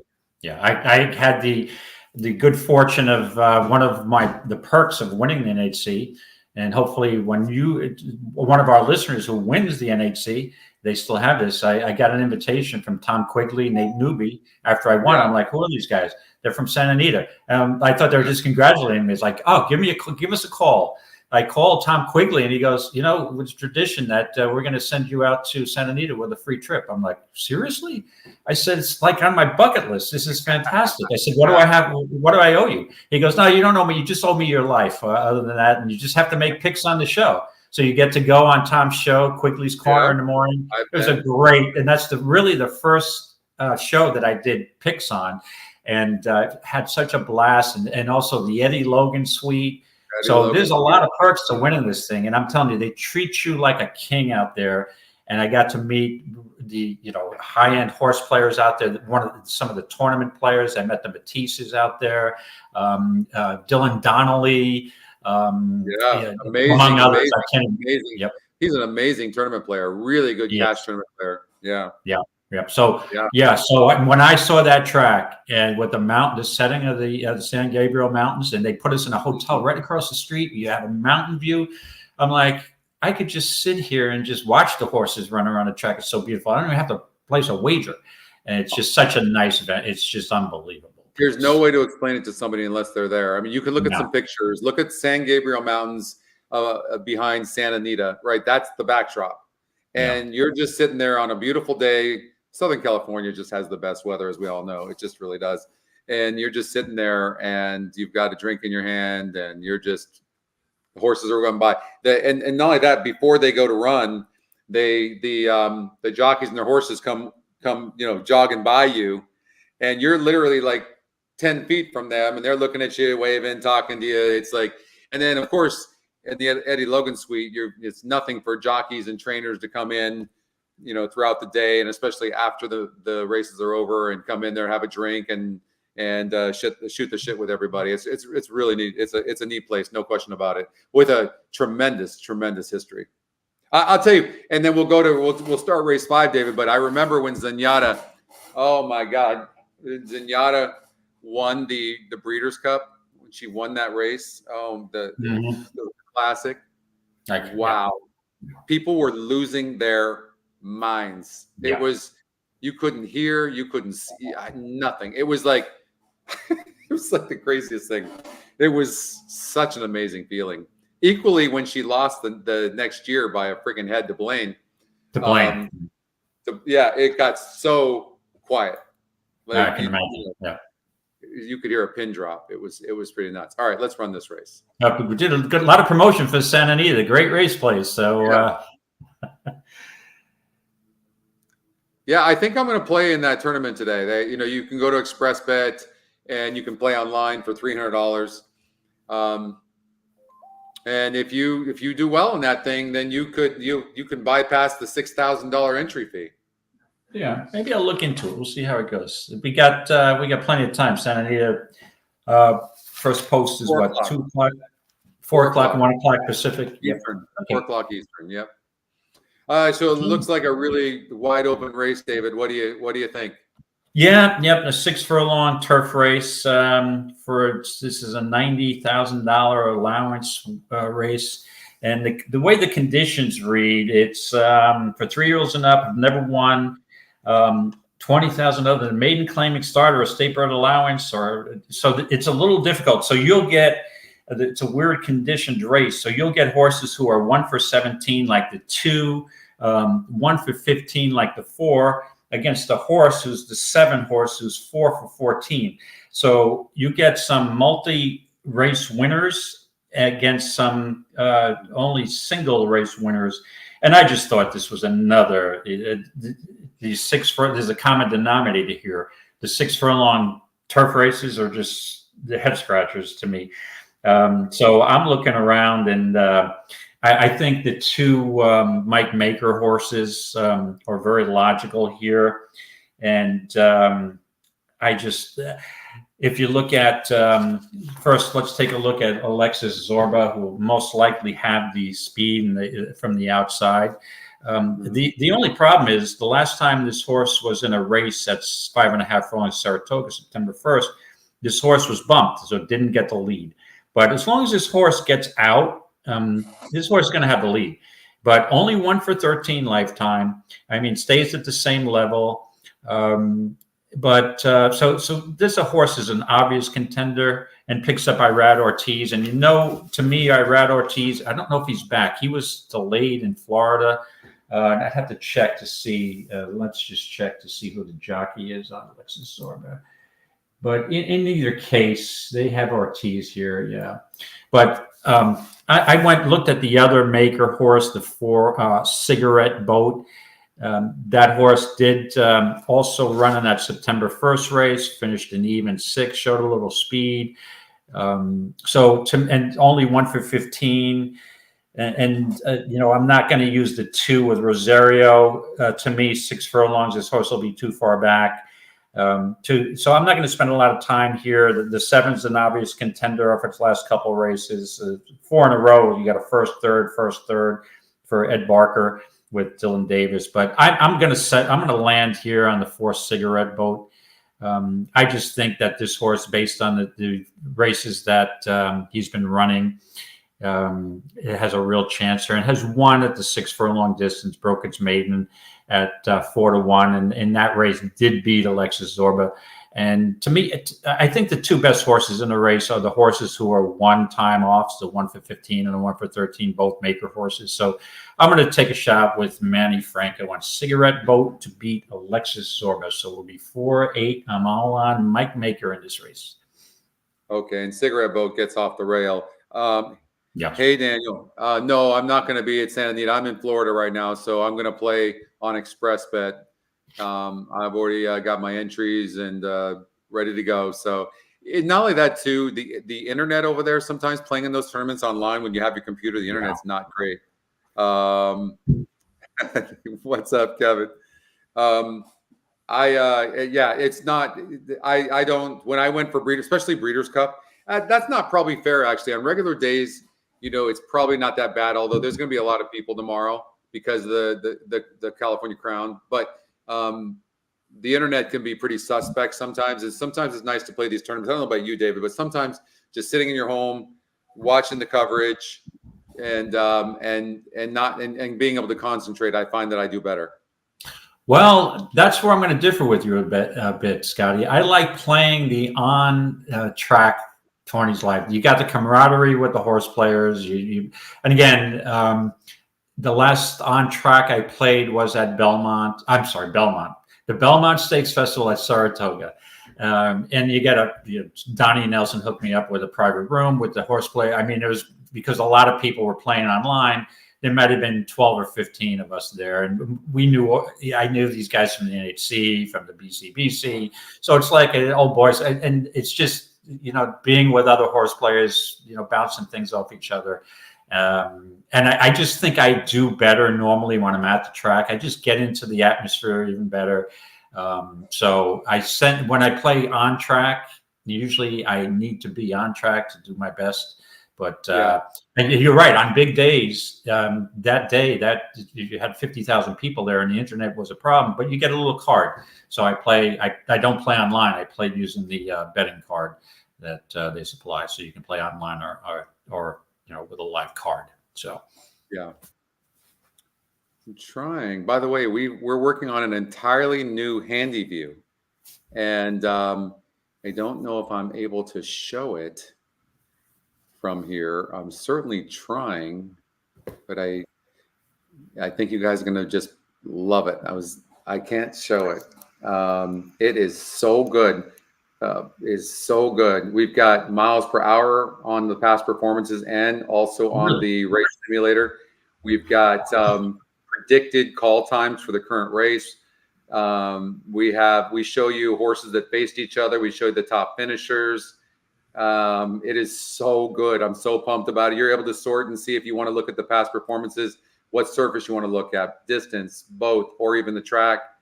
We're going to have Bruno's actual picks up there. We're going to show you carryovers on the upcoming races. You can click on it and it'll take you straight to the race. Just some of the stuff is just really, really cool. Really neat. Really neat. Nice. Really excited about it. So you're going to tease us, but you're not going to be able to show it to us. I'm trying. There's no way it won't let me do it. It won't let me do it. I so wish I could. All right. So you're going with who here? I'm going with the two makers. I'm going to use the 4 Cigarette Boat over the 8 Alexis Zorba. So are you worried that what's going to happen? Because these are both maker horses. Who's going to have the lead here? Oh, the 13. The Alexis Zorba is going out for the lead. The 8. Yeah. This 8 is burned. There's no way. Look at the one race this horse won was its maiden race. And it barely had to hang on to win that. Like, this horse is always slowing down late. Yeah. The quitter. But the issue is, look at the 7 compress. The race simulator at the first call, you can see what it's saying. It's saying that the 7 is a pretty darn fast horse. So maybe and look, even it's saying that the 4 horse is actually faster than the 8. So I don't know what's going to go on here at this first call. I might grab a horse that's going to be in second flight. And maybe that might be a horse like the 1 or the 2, even in the 3 horse, but 3 is really dropping in GSR. I'm going to take the 1 or the 2. I think I'm going to take the 1 to win back-to-back races here. The Connections won last time out against what appears to be even a tougher group. Goes up in GSR, up in win percentage, down in SOR. That's what you're looking for. 5 wins in 16 races. Likes to win. Yeah, why not? At 31-1 last time out, pace meltdown. I don't think you had the same pace. You're not concerned about the inside post? No, not at all. I mean, there's, what do we have? 8 horses in the race now. I'm not concerned about that at all. And the 1 horse will find the trip. Plus the 4 and the 7 and 8 are going to be going to the lead. So I think the 1 horse has a big look. Okay. Yeah. Wow, Scotty's reaching out for long shots today. We're like reversing our roles. That's unusual. I know. What's going on here? Okay, so good or bad thing. It's a good thing. Belmont Park race number 7. Let's go there. All right, before it, Scotty, I think we got about 1 minute to post time at Laurel. Yeah, we do. Let's just go there real quickly. I'm just gonna take a break while we watch this race real quick. Sure. You've got the 7. I've got the 12 horse to go gate to wire. Here we go. Just give me. I don't even need 2 minutes. I'll be right back. Okay.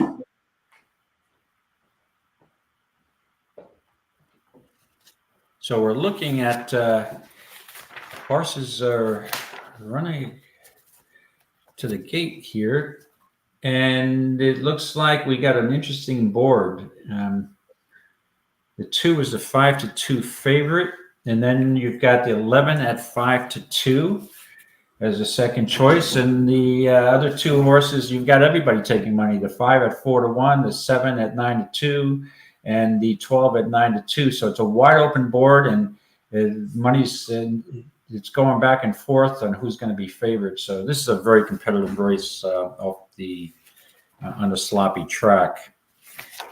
Let me just pull my notes here. Horses approaching the gate.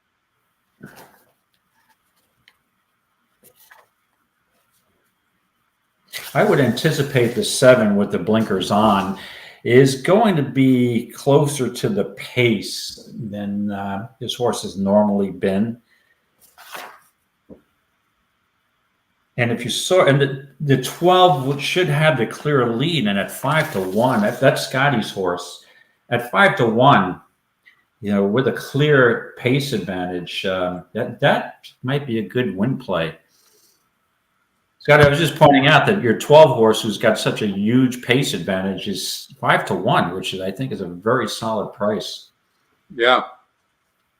So right now, the two horses 5-2. Let's take a look at that. We talked about this 2 horse and thought this horse was vulnerable. Yeah, I wouldn't like the horse, and that's the disadvantage you have playing this. It's pick and pray now. It's like, okay, with the way the odds are, if you're at the NHC and this was a mandatory race, who are you playing? To me, I'm going to go with my original picks. It would be the 7 at 4-1 or the 12 at 5-1. So you can go in. I wouldn't really want the 2 at 5-2. No. I'd let 5-2 beat me there. Tim, the 3 horse was scratched. I'm assuming you're talking about this race. The 3 horse was scratched when this race was taken off the turf. Yeah, Langley Avenue. Yeah. I know Tony liked this horse here. Money Room. 9 second place finishes. Try to beat this horse, right? Yeah. Seconditis. I'd like to beat a horse that's got seconditis. And never won 0 for 8 on a wet track. But it's a Keen Ice. Keen Ice, I know Keen Ice liked an off track. But obviously this horse doesn't. You've got Mr. Jefferson at 7-2. Yep, and you've got the 12 Melanoy at 5-1, which is a solid price. Good luck.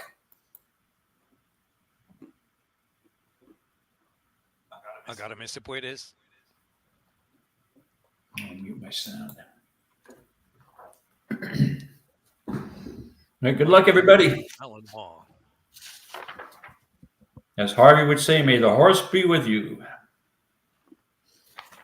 1 mile, second finish. 12 broke good. And they're off.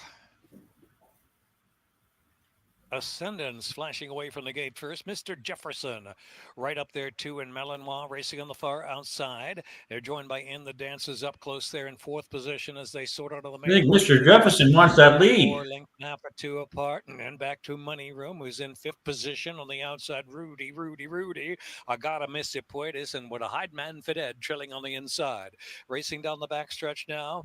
Up front, it's Malinois on the outside. Inside, Mr. Jefferson head to head for the lead. Ascendance is mixing. I would take that too at 6-1 too, Tim. That was a good play. 5 furlongs left to go to the second wire. Money Room in striking range. You're looking good, David. Heading to the turn. Rudy. 24 is not bad, right? First quarter. 12 near the lead. Trailing the field. Yep. Into the turn, Mr. Jefferson. Mr. Jefferson sneaks away now. Length and a half in front. In the Dances keeping up in second. Well done. Ascendance is in third. Malinois backs off, and Money Room. 11 should be rallying up the rail. Here comes the 11. Rudy. What a hard man for dead, and I gotta miss Se Puedes. They race to the top of the stretch, less than 3 Who is furlongs to alive go. here? And it is Mr. Jefferson who takes them in, but in the dance is tipped to the outside, now in the clear, in the dance, straightens in. Here comes What a Hard Man for Dead. A big Mr. one on the Jefferson's inside, packing good it run in. from second there. And What a Hard Man for Dead rolling up on the inside and in the dance, on the inside. What a Hard Man for Dead is second and chasing for the final furlong. Mr. Jefferson One is time third. for Tim. It's in the dance Look at clear that. by 2. What That's a Hard what you Man can for do Dead in at a Europe. huge That's what price. you can do in Trying the to UK. hang on That's to what you second. do at And Europe, Miss at Puentes Europe, has and moved the into 5 was third now. flying. In the dance. 6 to 1. In the dance. on the Coming home two. to win. Incredible. Photos closer for Nice. second there. What a 6 Hard to Man for 1. Dead at I 14 wish to I 1. was in Europe. In that picture. That's a great price for that horse. Wow. Horse that we didn't Look at like, and the horse that, in retrospect, that you needed here in the contest was the one who Yeah, finished amazing. second at 40 to 1, right? Yeah. That's going to be a 20. That's going to be a cap horse for place, most likely, either 18 to 22 bucks. So Just I'll held put a on. note on, had a huge pace advantage. This horse just is no good. Who's that? The 12. Oh, hold on. And the 7's no good. The 7, you figure, had a pretty decent lead at a comfortable fractions, and just did not have that stamina. Couldn't get it done. Okay. All right. 34%. 9 to 5 EE morning line. Top EquinEdge pick. I guess we overthought that one, huh? I guess we overthought that one. Yeah. And again, Yeah. I didn't want 5 to 2. So, and a horse like this, when you get beat at 5 to 2, you get beat at 5 to 2. Yeah. I mean, my horse was 3 to 1, but in retrospect, you gotta. I was concerned with the 7, but knowing that if you told me the 7 would have the lead turning for home, I'd say I want that horse all day long. So I'm not disappointed with the way the horse ran, but I'm surprised that the horse kind of packed it in. But got beat by the horse. But the one horse was the key to this whole race. I didn't see the one horse at all. No. All right, you want to go to the 7th at the Big A? Yeah, we're running it. All right. So what do we have? We have the 7th race. Let me get to my EquinEdge. 7th race of the Big A. State bred allowance, $80,000 purse for fillies and mares in New York State. Never won $20,000 other than maiden, claiming, or starter. Well, the 4 horse Nolita is 3 to 2 EE morning line, top EquinEdge pick, and wins the simulator race. Also has the top SOR. It lost at 50. No, it won barely at 57 to 1 against a 52 group. It got second against 4 other horses off the layoff. I could see this horse. Nothing wrong with this horse. Nothing wrong with this horse. I agree, Scotty. But it'll be the favorite. And this is Belmont, and Pratt picks up the mount. Second race off a layoff. Had a nice second. And had broke its maiden on a sloppy track going a mile. I mean, this horse seems to run pretty well every time. It gives an effort, the 4 races it started. So when I see that, I'm like, okay, well, this horse is a contender. But keep in mind, Belmont is kind of unusual. Since Saratoga, his barn's gotten a little cold. He's 0 for 15. I think he had a couple horses yesterday. He might be 0 for 17. Obviously, that's not going to last with Belmont's barn. But I'd like to pick up on barns when they get a little streaky, right? So I kept looking. I don't think I want that horse on top. And then originally, I'm looking at the 8 in Fuega, who has been racing in good company, the 3-year-old filly. This is the 4th race now off a layoff. Blinkers on for Engelhart. And the question I have is, this horse, Flambeau, does this horse really want to go a mile? So I think this horse is a contender based on the class. You can throw the turf race out in the back on July 26th. And then the 6 furlong race, the horse kind of ran evenly. blinkers on, probably be close to the pace. I think there's enough pace here. The 7 will have some pace. The 8, even though the 7 they have down low. 6 has speed. 6 has got a lot of speed. So then I looked at the 6. I was going to pick the 6. This horse has run. This mare has won 4 races, and if you look, this horse was shipped down to Finger Lakes August 13th, and just missed in that race at 6. And this horse has speed, but if you look constantly at a mile, this horse seems to just be kind of just packing it in. But it's won 3 races at the distance. So so I looked at this horse. It's Rudy Rodriguez. But as I'm going through, I thought the 1 was a contender. I'm looking to beat the 4. Miss City Girl, Clement's horse, the 5. To me, it may be more of a turf horse, even though it did win at Finger Lakes. To me, that was a very weak race. So I'm looking to see who else is a contender here that I'd be interested in. And here we go. Who did I land on? And that's number 3, 5-2. I think Scotty is a really interesting play here. Now, it's usually not my profile of a horse that I would consider. Right? If you look, this horse is 1 for 10. And the 1 horse is 4 for 17. So saying, Dave, why would you play a horse who's 1 for 10 against a horse who's won 4 races, the 1 horse? So I'm like, all right. First of all, the 1's a shipper and has never won at or competed in the New York circuit.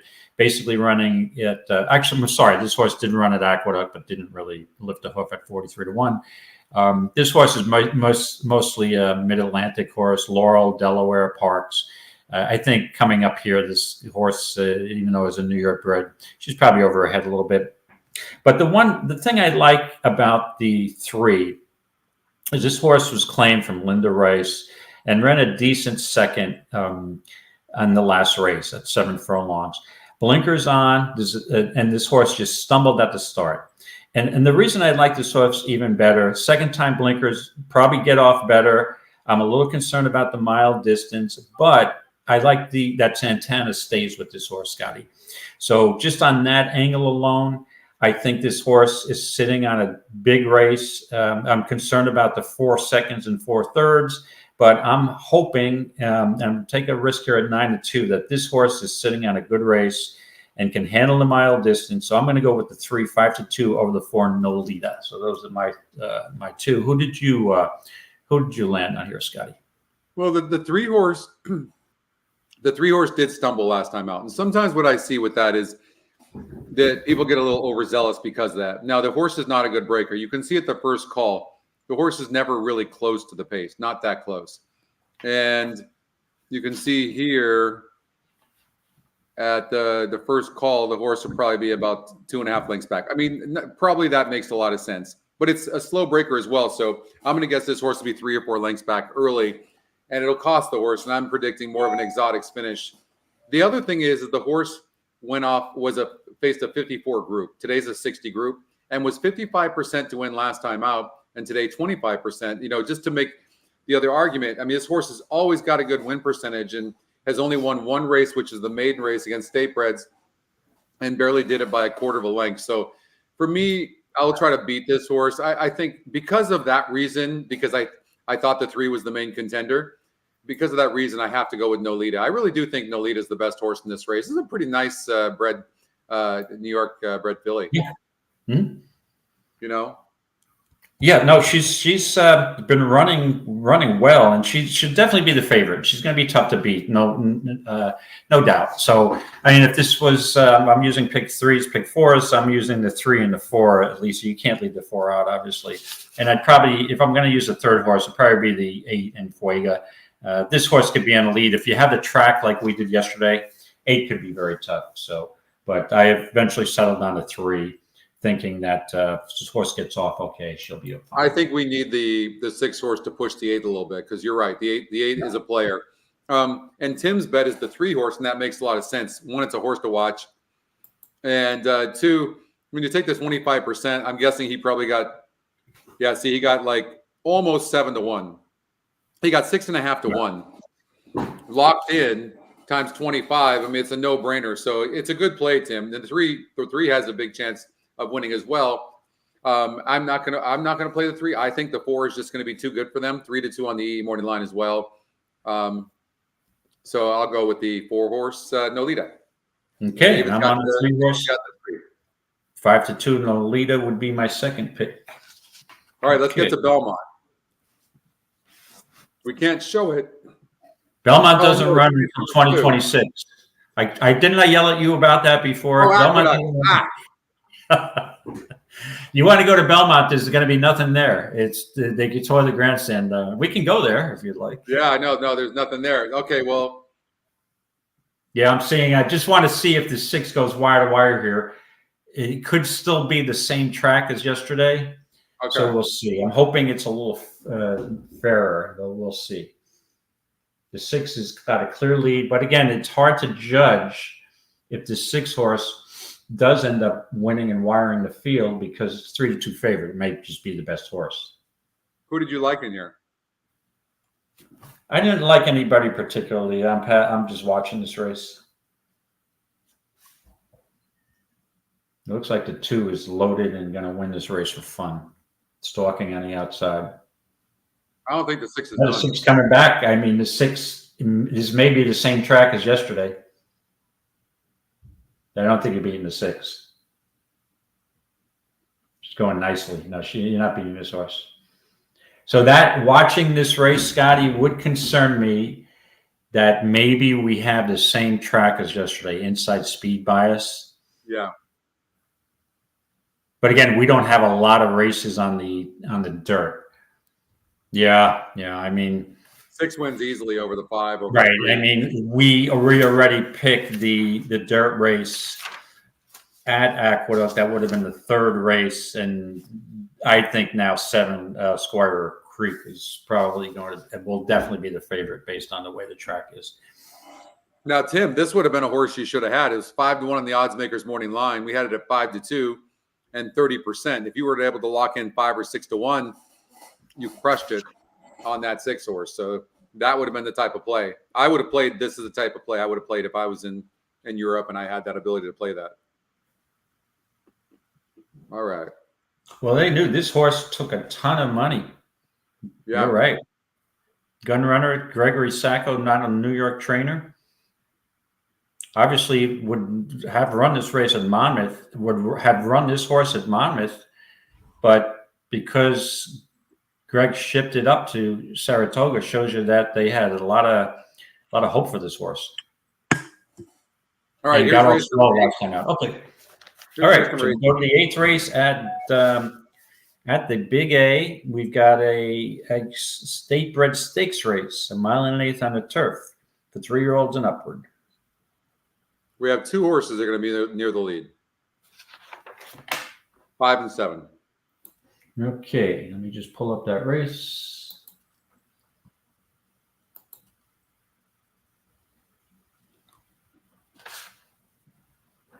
Now the 5.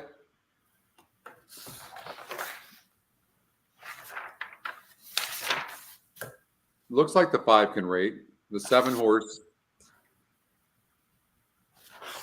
7 horse looks like it can rate a little bit. Both of them need to probably be near the lead, but I think we can throw the 1 and 2 out very, very easily. What were your thoughts in here?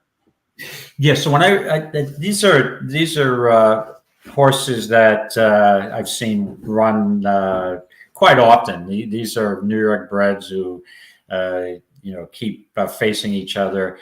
And so the 2 horses I know the best here are the 6 City Man and the 7 Jerry the Nipper. They've been on the New York circuit for a long time. So occasionally they ship one of these horses down to Gulfstream. But these are both 7-year-old horses. And if you look at it, they have a similar profile. They're both one City Man was the 8-5 morning line with Rosario. This is the 3rd race off a layoff for this horse. And Jerry the Nipper, this is now we're going to say the 3rd race off a layoff too on the turf, but actually 4th race off a layoff. And my concern with both of these horses, when I look at an 8-5 morning line with this horse's success rate, it's like, okay, this horse is definitely the deserving favorite. However, the layoff, well, that's a long layoff from October of 23 to July of 24. And when a 7-year-old horse has a long layoff like that and comes back, maybe this horse has lost a couple of steps, right? That would be my concern. So just that alone, I mean, this horse has had a 4th and a 3rd. Yeah, off the 3rd race off a layoff, if this horse is still the same horse as he was back in 22 and 23, this horse probably win. But I'm going to take the chance that this horse at 7 is losing a little, the lemon is being squeezed a little rough, and I think this horse has seen better days. And I'm going to take that same conclusion with Jerry the Nipper. Really, none of the 3 races off the layoff really impressed me. You can throw the muddy track out, but with that being said, I'm looking for an alternative to those 2. And I looked at Dakota Gold, but this horse won last time out, and I just think going 1 1/8 for this horse may be an issue. So I don't want Dakota Gold and 9-5 shot. So I'm throwing the 2 morning line favorites out. I'm not crazy about Brad Cox's horse.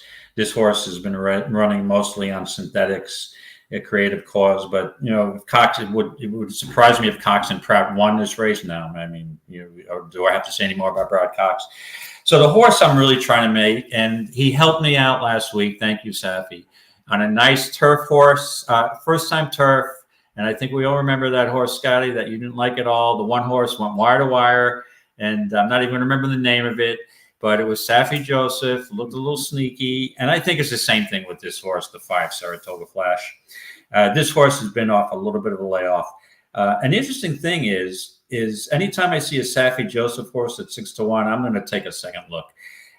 This horse is a New York State bred, but if you look, this horse is racing mostly in open company at Woodbine, in grade 2s, at Gulfstream, in stakes races, at Gulfstream on the synthetics, in $100,000 races. Kentucky Downs last year won wire to wires in September of 23. The question is, I'm not sure why this horse didn't ship down to Kentucky Downs this year. Probably, maybe needed a race. Those are tough races. And am I concerned that this horse may need a race after that layoff? Yeah. But I think at the price, and Cancel was on the Safi Joseph horse last week, who wired the field in that turf race. First Safi Joseph, blinkers off. We got to change. Can this horse handle 1 1/8? I'm not sure. This horse has never tried 1 1/8. So I'm not sure what we're going to see here. But with the price, and knowing that I'm questioning City Man, Dakota Gold, and Jerry the Nipper, this is a logical horse for me to land on. So I'm going with the 5 Saratoga Flash. If I had 2 tickets, I'm going to take that risk and use the 5 Saratoga Flash on both tickets. How did you see this race, Scotty? 6 horse City Man. Okay. I just don't. I think that 3rd race off the layoff, and I just think that they probably was a very slow pace, and is what my guess is. There was only 4 other horses in the race, and they were decent horses, a competitive race, and I think the horse is likely to get a little bit better trip here. I think the 5 is going to show some speed, the 7 is going to show some speed, and I think the 6 is going to be sitting in 3rd in the garden spot and win the race. It's a horse to watch. I was a little thrown off by the EE morning line at 5-1, but I just think it has it wrong. So I'm going to go with the 6 horse. Right, and when you look at my analysis, it might be you might be on target here with this horse. This horse is a likely favorite, but if you look at this, 19 City Man has 19 out of 26 turf races that are in the money, right? And had 4 wins at this surface over the Aqueduct turf surface. So my conclusion that this horse maybe has lost a step or 2 may be totally, incorrect. You're probably right, but I would just say this: when you have these small fields like this, and you don't have a lot of speed, you're a little bit reliant on a little bit of pace, and I think that's what's going on. I mean, the horse is just sitting there right there, and the horse is finishing, but the horses up front that set those early pace had too much left, right? It's not like the horse was 50% to win, 22%, 20, 21. Now it's 30%. The GSR goes up. It's facing easier competition, and there's 2 speed horses in the 5 and 7. I think the race sets up perfectly for the 6. I think the 3's the other horse as well, who won last time out. But my point might not play out actually in that race, because coming out of that same race there, the 3-horse Dakota Gold was further back than City Man was, and Dakota Gold still won that race. So actually, that might not. I might be completely off on that analysis actually, but I'll go with the 6-3. Okay, 6-3, and for me, it's the 5-5. I just want Saratoga Flash. I'm also thinking on Saratoga Flash, the blinkers off. I'll help this horse relax, and I don't think Irad on the 7 is going to go for the lead. That's not his style. So, but we'll see what happens. So Scotty's on the 6. I'm on the 5. Okay. Belmont Park. One more race at Belmont. Race number 9 we have to cover. Do I have to correct you again, Scotty? Aqueduct.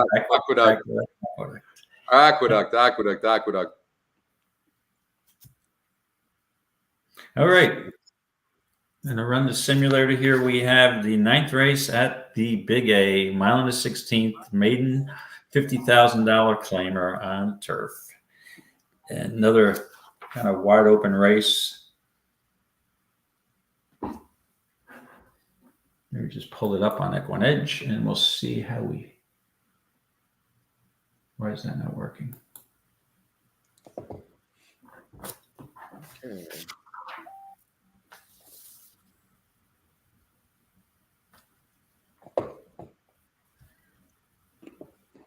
I might have problems with my winning profile in this race. So I usually, you know me, I'm looking for horses first time turf, but I don't see anything that really first time turf that really. You know what's amazing? What I realize about you and turf, you can turn a dirt horse into a turf champion. I mean, it's just incredible how you do that. It really, really is. Like, I'm like, David, the horse has the lowest GSR. I know. And it wins. Are you implying that it's just dumbass luck with these turf horses? No, it could be. no. Listen, it doesn't matter. I'll take the dumbass luck as long as they win, right? You're the turf whisperer is what you are. No, but I will tell you, I had the same reaction at the NHC in 2022 at the final table. As I'm just getting up from my chair, and one of the guys at the table, Gary, said to me, he says, "Who do you like in this race?" And I'm like, the 8. He's like, "Hold on a second. So, David, come here.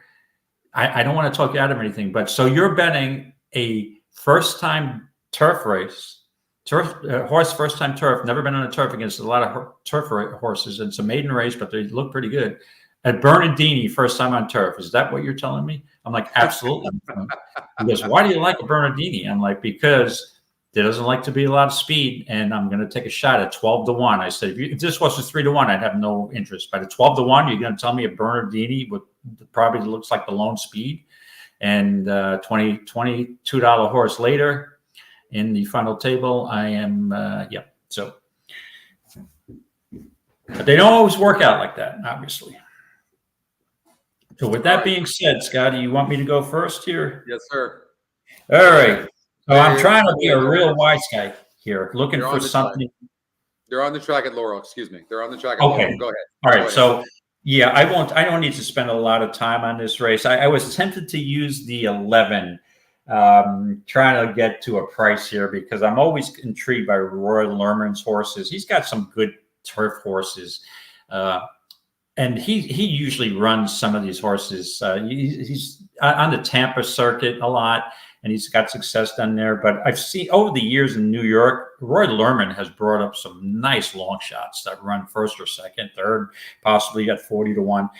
And I like this horse, Caravaggio. This sire does well on the turf, but I can't go with Roy Lerman first time out, but if this horse runs second or third or fourth or runs a good race, I wouldn't surprise me. But the horse I'm going to settle on, and I did find a first time turf with no turf breeding. So we'll correct that, Scotty. It's too good. I can't resist it anymore. And that's the 10 Soul Secret. And this is first time turf for John Turnover. You knew it. I knew. You know what I did before you even said it? I sorted the GSR, and look at that, the bottom lowest GSR, Soul Secret. It does have a 9-2 EE morning line, which is, somewhat encouraging. But okay, go ahead. I'm sorry. Right, there's nobody here with great turf breeding. I mean, you got the 9 and someone with it was an improbable. You've got a Solomini. So I'm like, throw that turf numbers out the window.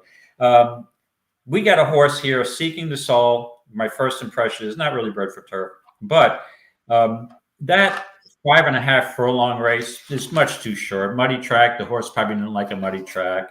Now drops down from a maiden special to a 50,000 claimer. There's nothing in this field. To me, this is a very weak field.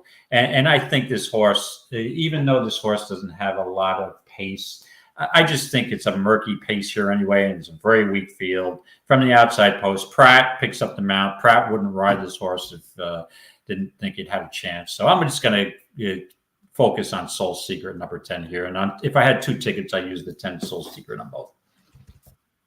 All right. David has the 10 horse. So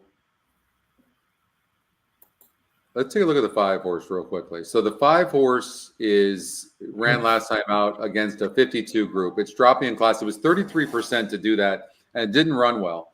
So I believe they're adding blinkers onto the 5. Yes. So, and I also think this is the type of horse that needs a lead. So I'm going to tell you right now at the first call whether we're seeing there's just so much speed in here to drop in class. So I think this horse is going to get bet, but maybe it is worth trying to beat this horse. The 1 horse, David, did you have an opinion on this 1 horse? I mean, it's not really the best breaker in the world. It is facing easier than what it faced last time out while breaking second last. I mean, this isn't on paper this horse the horse to beat. Well, Scotty, if you want to wager your hard-earned money on John Pregman and Joel Rosario combination, go for it. But I have no interest in this horse. I just those connections alone. Pregman doesn't get a lot of winners. Now, granted, this horse ran an open company at Delaware. I think that's a very weak field. But there are no world beaters in here. So, yeah, I mean, this horse is logical, but it's just not my type of horse. Understandable. The 3 horse Lotus Pedal, 16% to win, second time starter. Nice GSR going from 4% to 16%, and then also facing a little bit easier. This horse, Jen Antonucci, 7% with first time starters, and she is 19% with second time starters. What are your thoughts there? I think this horse I prefer the 3 more than the 1. Because that turf start, this horse he basically gave her an education. That's not a bad even race. This horse did make up some ground and finished a decent third. So off that race, I think that this horse has got a shot. And again, it's going to be overbet because of Irad. But if you look at the dam side, Coco Chanel, English Channel. So this horse has a little more turf breeding on the dam side than a lot of other horses in the race. So no, I see your point. If you wanted to use the 3, absolutely. Well, I want you to see this workout report on July 14th. Now, this horse had its first race since, but again, she's not known for first-time starters. But look at what Bruno says. Graceful Warrior and sat behind Big Rich and Lotus Pedal and moved to get on even terms and not allowed to do more. Big hold late. But I guess that's on. I don't actually. That might be on Graceful Warrior. I don't know. That's actually not the best note in the world, but it was a 3-star work for the horse. Actually, and then Irad jumps aboard here as well. I don't think Irad's jumping aboard. Yeah, I'm going to go with the 3 horse. Okay, you're going to go with the 3, but I didn't think you'd be able to use Bruno today because he's not on your phone a friend list for today's contest. No. I couldn't use them there actually because the note's a bit cryptic. Oh, so, okay. So I'll let it slide this time. Okay, right? Yeah, I was just going to say, yeah. But what about my phone a friend? I'm sorry. Go ahead, Scotty. No, well, there seems to be a lot of speed in here, so I'm really looking at the second flight of horses, and that's why I'm kind of looking at the 3. And the 1 horse Simulator has it winning pretty good, but I'm going to stick with the 3. I think the 3 makes a lot of sense to improve second time out. And let's get to Laurel Park, by the way. Yes. Chase Prince Kozan, the Who do you have in here? Who do I have? You have the I think I have 5. the 12, right? Or do I have the 10? On the chase of Good Luck Chuck. Another 2 lengths back and Star You have the Shopping. 10. Yeah, I have the 5. You have the 10. Shofar, another 7 or 8 lengths back, and Horn Beam is second last position. One more way back there is Call on Clara. Well, we knew the 12 was going to be on the lead. That was a no-brainer. To catch. From I don't like the 5 being on the rail, but we'll see how that goes. Yeah. Third, and then it is Prince Doesn't Kozan, look too fourth, comfortable. US This is the part right here where it kind of fifth checks back a position. little bit. Star Shopping is next in 6th as they round the far turn. Now about a half mile left to go. How do you get off that Back to rail? Shofar losing ground, and back to Hornbeam, and still double digits back. Well, The Jockey's Call on looking Clara around on the trailing 10. He the feels You're field. like looking he's got good the on 10. this Still a 10, mile left Scotty. to go, and Right? Good Luck Chuck, the one to catch it. Here's A. Liferous on the There you outside. go. 6 lengths back to Rondon Scoresi third, and Star Shopping on the inside in 4th. Off the inside now is Star Shopping toward the center of the track. Into the stretch, quarter of a There mile we left go. to go. A Liferous, maybe that head in front from Good Luck Chuck in second. Rondon Scoresi's got 7 to make Here's up your 5 now coming. as This they could be move you and past me. the geese Yeah, and it might be the interesting. 360 Come on, smart to the 5. second wire finish. It's Oh, A here comes the Liferous. 2. A Liferous up Oh, top. 10 Rondon shortened Scoresi. his strides Hornbeam, noticeably. who was way Ah. back early. Wow. Hornbeam, who was Hornbeam's loaded, locked and loaded. There he goes. Hornbeam man. strong. Hornbeam Get to that win fiber the for first, second. and then One of us is Rondon gonna get second. Scoresi He's got second. and followed by Wow. Chuck.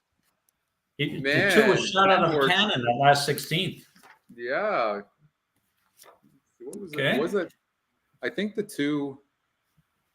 Let's see here. Good call, Catherine. Hornbeam. Catherine. Oh, Catherine had the 2, huh? All right. Let's see here.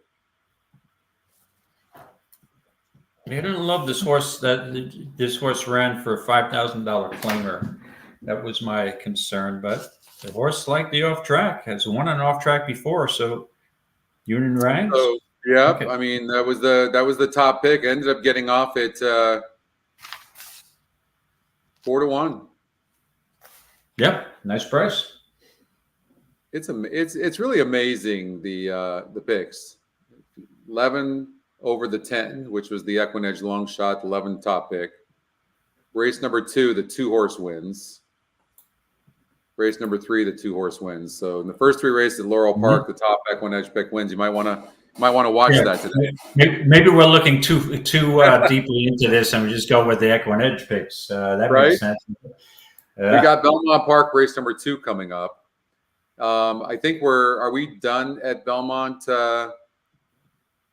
Yes, we did it was 9, 5 and 7 through 9, so we covered the 4 races there. We got 6 races left to go, so we're in good shape.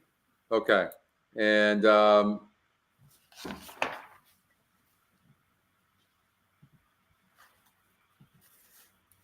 right. So now we go to Laurel 8. Laurel 8th. Okay, let me go to Laurel 8. We'll do Laurel 8, and then we'll listen to the race over at Belmont race number, or at Aqueduct race number 2. Here we go. Thank you. Okay. See you later, Catherine. All right. So the one Take care, horse Catherine. Have a great weekend. looks to have probably a fairly easy lead. Here comes the 7, who's 3-2. GSR is going down. Now I hate when the surge indicator is going down. That being said, it's still the third top GSR in the race, so I'm not going to concern myself with that as it compares to the rest of the field just fine. What I might have a problem with is being 6-5, 7-5 in the last race at 43% and losing. Might have a problem with that. This horse was 3-1 the race before that at 21%. I mean, the horse always has a good win percentage, and it rattled off a couple of wins and a second place finish, but maybe the form's not as good right now. And look at it's the last couple of races dueled and pulled. Maybe we need to be concerned about that.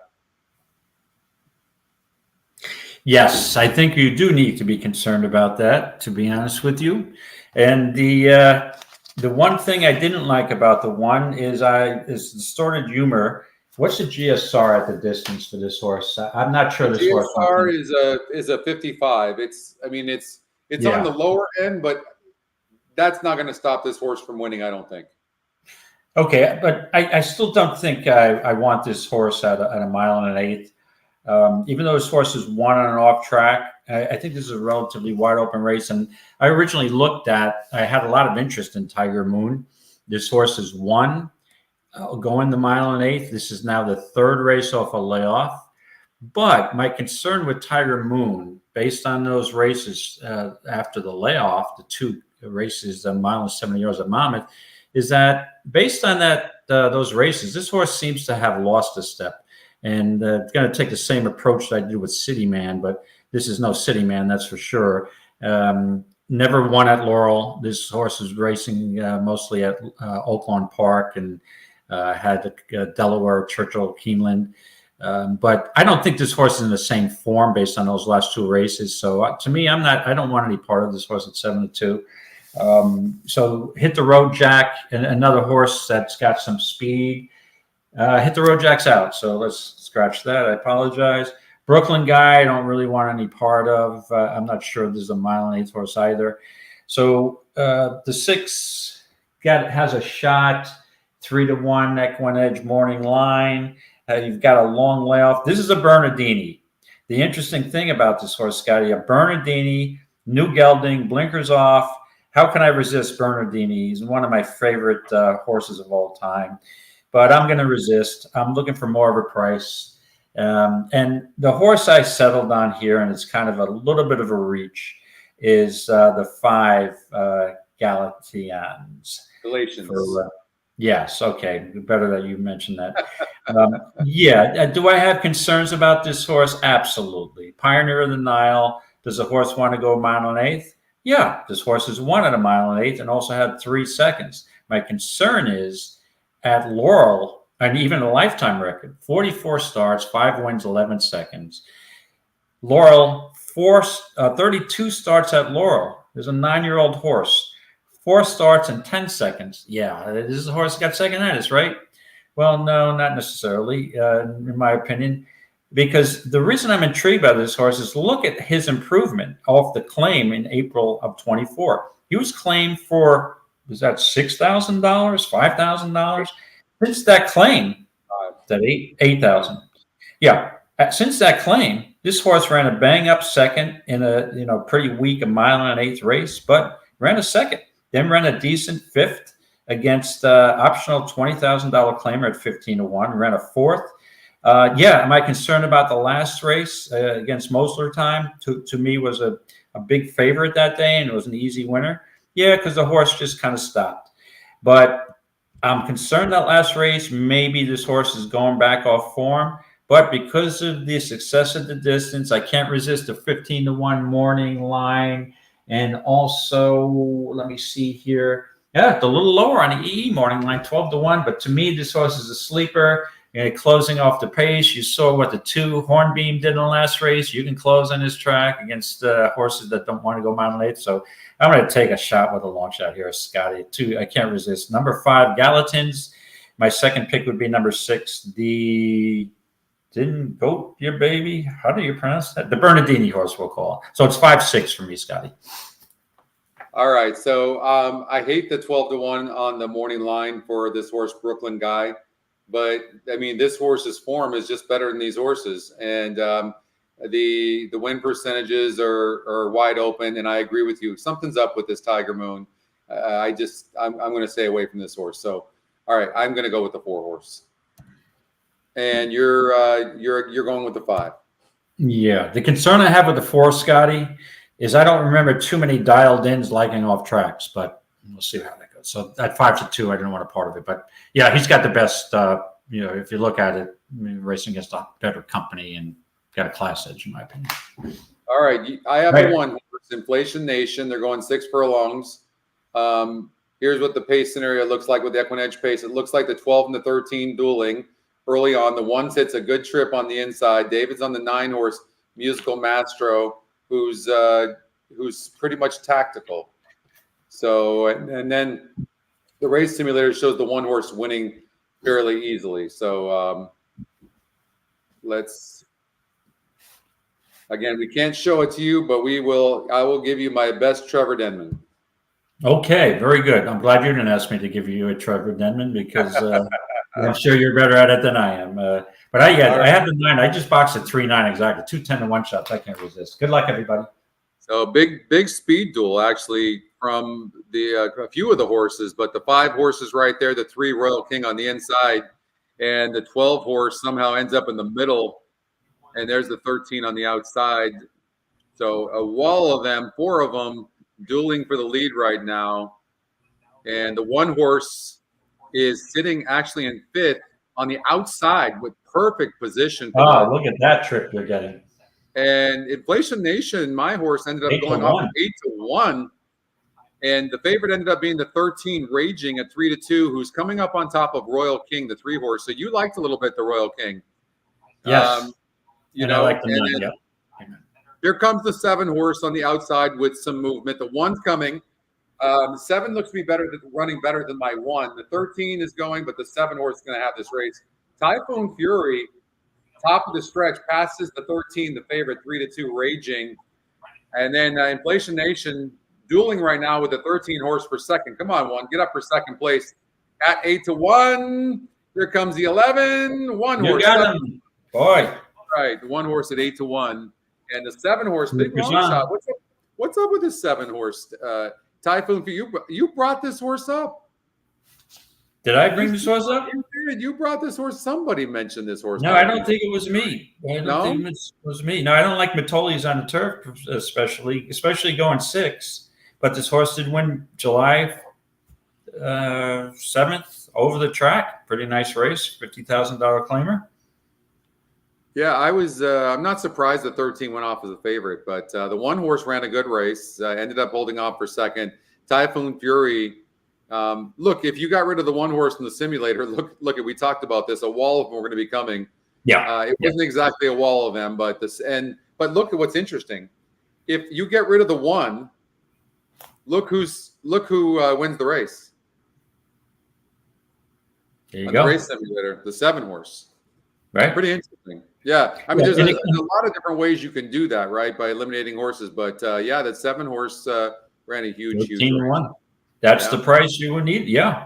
And again, I think we mentioned, or I mentioned earlier when we were handicapping this race, that this was an inscrutable head scratcher for me. So it showed, and people who have been following me, you kind of know that my 6 furlong turf race form is usually not the best. 5.5 furlongs. You want me stretching out. On Typhoon Fury, Ruben Silvera was aboard. Dylan Davis settled for second at 8-1 on Inflation Nation, the 1 horse, the Irish bred. There is a photo for third. I'm pretty sure the 13, the 3-2 favorite.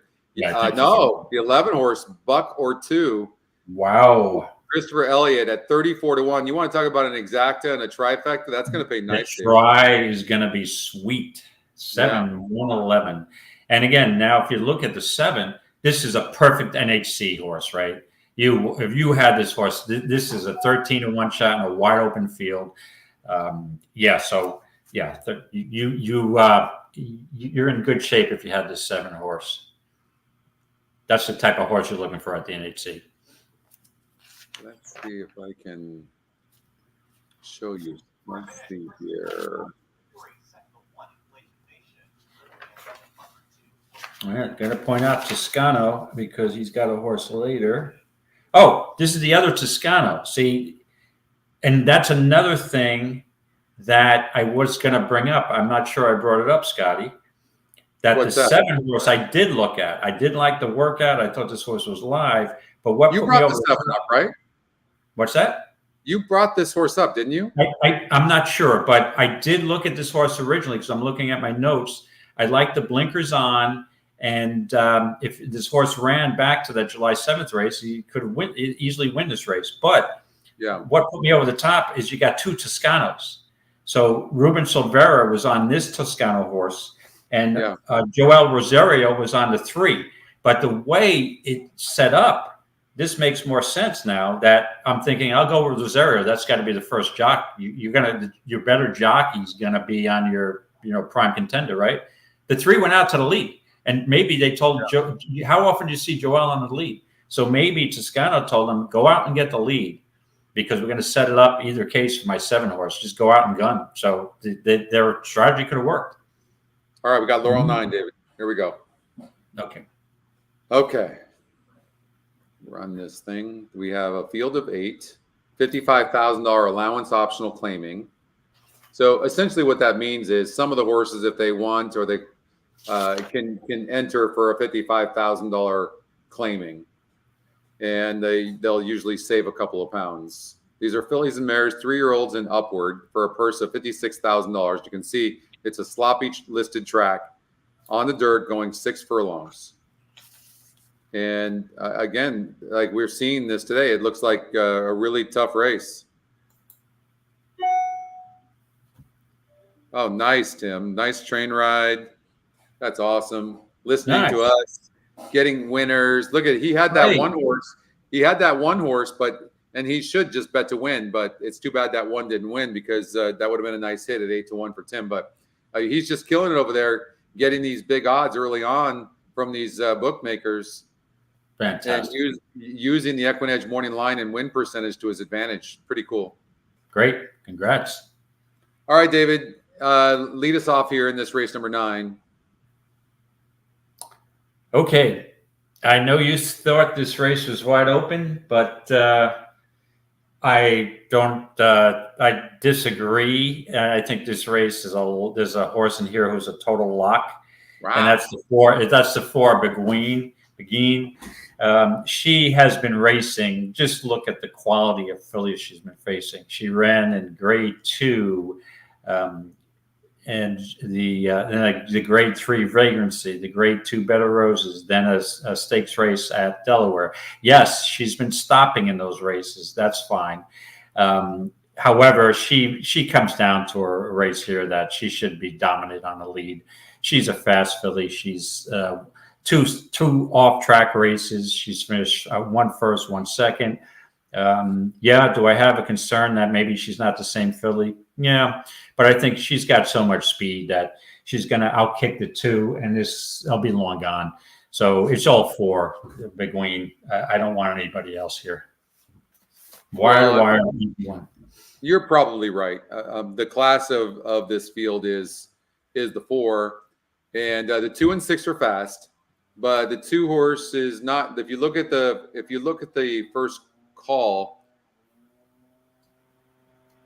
it's 4 of the times the horse has been on the lead. So it could. The 6 horse, the same thing. This one, I don't know. Listen, hopefully the 4 is the same horse. It's the class of the field. If it gets the lead, it's gone. What it does, I will tell you this: the reason why I think the 2 and 6 could be a little bit tougher is because they both have good win percentages. So, but it's also the reason why I'm going to throw out the 2 and the 6, because I know the 4 is super fast. If I'm going to take a speed horse, 100% it's going to be that. What I'm going to do now is just run this race and see who's closing. And so I'm gonna take a risk and try to beat the 4 horse, only because I just think there's so much speed. But you can't be too far back. You really can't be. And so I'm gonna throw out the 1 because of that reason. And now I'm looking at the 3 horse. It certainly deserves a look, the EquinEdge long shot, and looking to see this horse's style. It is one that needs to be near, like maybe even too close to this pace, possibly. Mm-hmm. But it has 8 wins in 27 races, and the last couple of races have been facing better, but it hasn't exactly won. The other concern I have is this horse is not really that great of a breaker. So I'm looking elsewhere, maybe at a horse like the 7 horse possibly, but the horse looks a little bit cheap to me. It does have a little bit of back class. I'm talking through this right now with you. And it's the reason why I'm going to probably go with the 8 horse, second off the layoff. So yeah. Scotty's going with the 8. Anonymously. Second off the layoff, Gio Ponte. Okay. No wet track success. But that's the closer. You're right. I mean, if the 2 does battle with the 4 and the 4 stops, you want a closer. You don't want somebody close, because those fractions will be fast. With Green's a fast mare. So all right, good. I'll lock you in with the 8 anonymously, Scotty. Sounds good. Scotty's on the 8. So just a quick, I saw Eric, 18th place, Eric. Good deal. So Yeah, I just that is lead super good. And what's it, the first 25? So you're in good shape. You have the 7 coming up in the next race. And in the leaderboard, I see a couple of familiar faces here. Michael Bacek, former NHC champ. Hello, champ, if you're listening. Jeff Tracy, John Marriott, Mike Wilkening is in first place. I believe Mike did well in the BC Horse Players Happy Hour yesterday too. So, all right, so 7240 is the top number, and we got a couple of two-time NHC qualifiers here: William Claunch and Michael Miller. All right, good. All right, Mike's Santa Anita. We have 4 races at Santa Anita. Race number 4. No, race number 2. 2 through 5. 2 through 5 at the Great Race Place. So let me just pull that up. Just bear with me a second, Scotty. I've got Santa Anita on a totally different notepad here for some reason.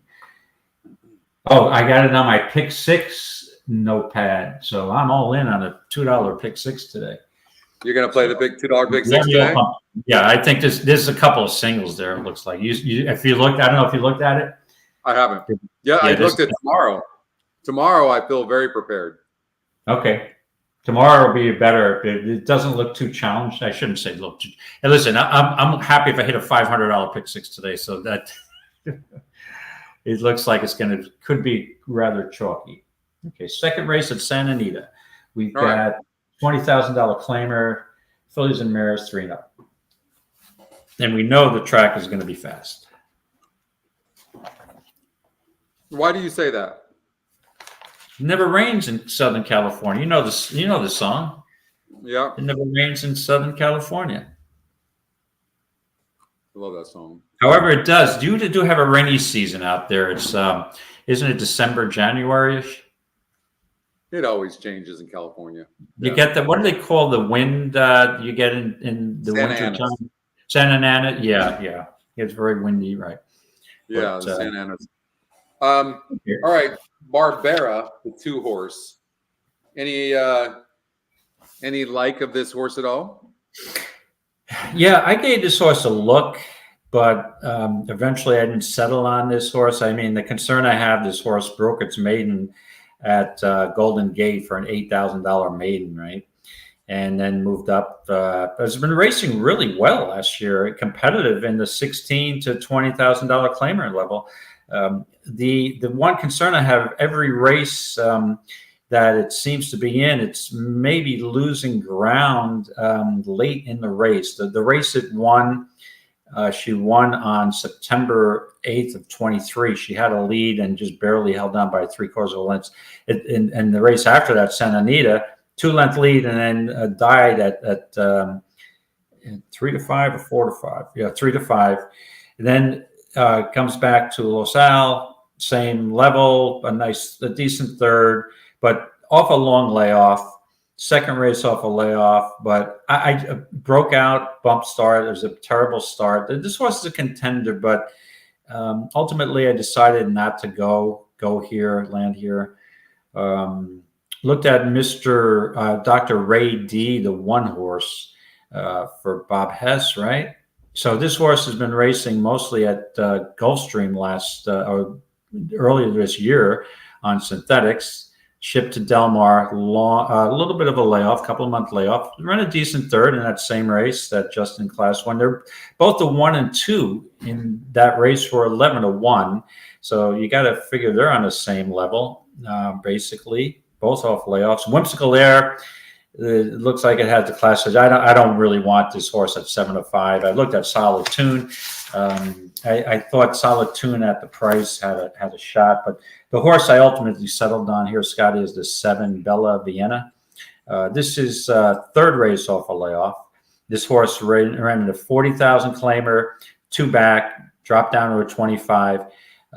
But the concern I have, this horse was 53 to 1 last time. That was a 10-horse field. That's at Del Mar. That's a better race than what she's in here for 20. 2 for 4 starts at Santa Anita, 2 wins, 2 seconds. That's good enough for me. And working pretty steady. So I like the third race off a layup. So I'm going to be on the 7 Bella Vienna, and the second race at Santa Anita. How did you see this race, Scotty? Well, I didn't pre-handicap these races at Santa Anita. Okay, sure. We'll talk through it. Sure. Well, yeah. So I'm doing it with you. I'm definitely going to always try to beat a horse like the 3 horse, even if it wins. Who's going to get bet to 3-2, 7-5? That's 16%.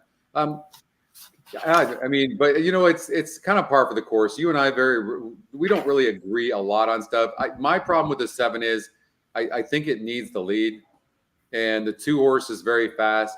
But you know, from the inside, the 2 might send to the lead, second off the layoff. I think this race is just super, super tough. I think you just have to have an opinion and kind of go for it. Dr. Ray D is 28%. It's been sitting on the outside.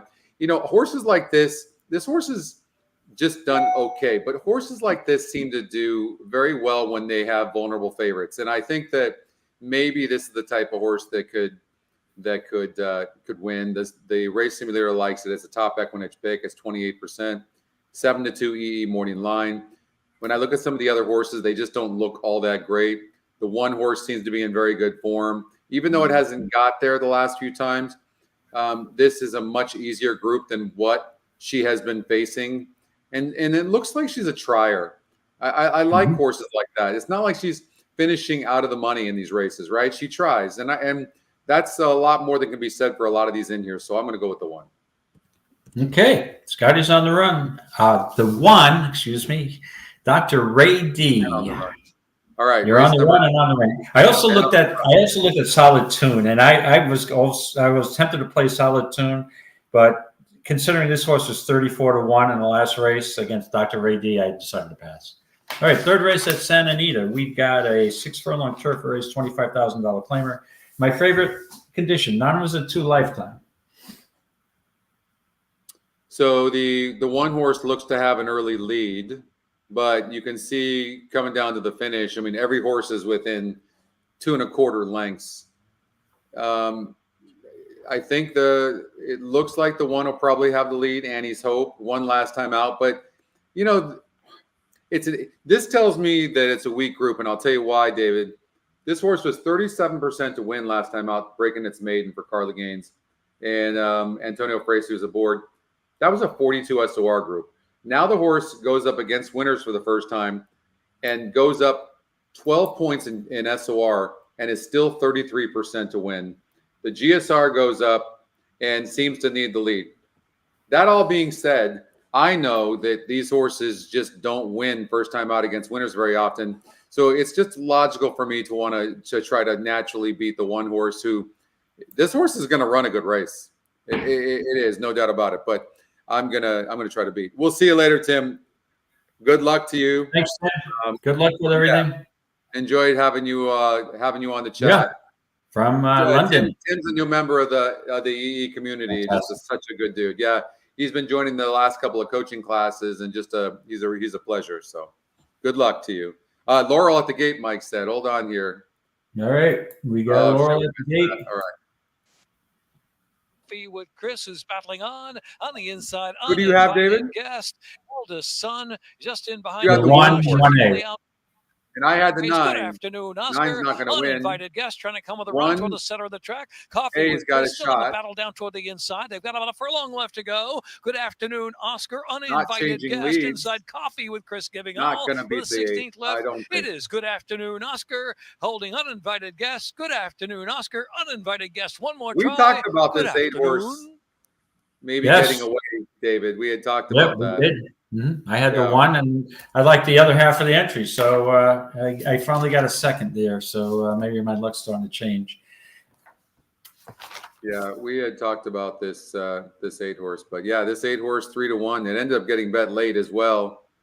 And we look at what I'm seeing so far today is some really, really tough races. So I think you have to have an opinion in maybe not covering favorites and maybe spreading. I'm glad this is kind of happening, at least today at Santa Anita. Tomorrow I have some strong opinions, but with today, maybe I'll go the route of more boxing and being more conservative, playing smaller bets, but boxing them. You know what I mean? Because And it already looks like at Santa Anita, the races might be tough today. But we'll see. We've only looked at one of them. So, yeah, I think, Scotty, the way I approached it when I went through the pick six, the later races, after the fifth race, I think there's like two horses that are, you can easily single here, but we'll go through. Yeah. There's Okay. one here. Yeah. Okay. So, all right. So we talked about the one horse just breaking its maiden, going from 37% to 33% against winners for the first time. 7-2 EE morning line, EquinEdge second pick, and 30% is a horse to watch as well. So what do you think of this one, Annie's Hope? Yeah, this is not a horse. And again, we're going to see a lot of 1 for 10s, 1 for 12s, 1 for 15s. This horse now has dropped down, won its last race. I don't love the horse just breaking its maiden and coming back his first time against winners, even though his none was a 2 lifetime. There's no world beaters in here. But 6 furlongs on the turf. I don't know. I don't see this horse coming off a mile race winning 6 furlongs on the turf. I think maybe this horse would prefer a little more distance. So yeah, I had no interest in the one here, Scotty. Okay. All right. So who do you like? I don't like anybody. Let's just take a dart. In all seriousness, I settled on a couple of. To me, there's 4 contenders here. It's the 2, 4, 6, and 7, and so I didn't want to spend a ton of time on a non was a 2 race. I went with a logical drop down here, and again, don't love the profile 1 for 13, but sometimes you got to take what you got to select an item from the menu, and that's the 2 Putt for Dough. This horse is dropping down. I mean, based on a $40,000 claimer, $50,000 claimer on a 5 furlong race, maybe a little too short. Yeah, this horse doesn't have a ton of speed. She doesn't, but I mean, just on the drop down alone, this horse should improve, I would think, and lowest level yet for Redham Racing. So I was the one with the 2 Putt for Dough. I didn't look at, and I think Red Diamond would be the other contender here, but I'm concerned with the layoff. So if I have 2 tickets, I'd go with the Putt for Dough on both of them, the 2 for me, Putt for Dough. All right, here's Bruno's workouts for Red Diamond. And coming off of layoffs, hasn't been seen since January.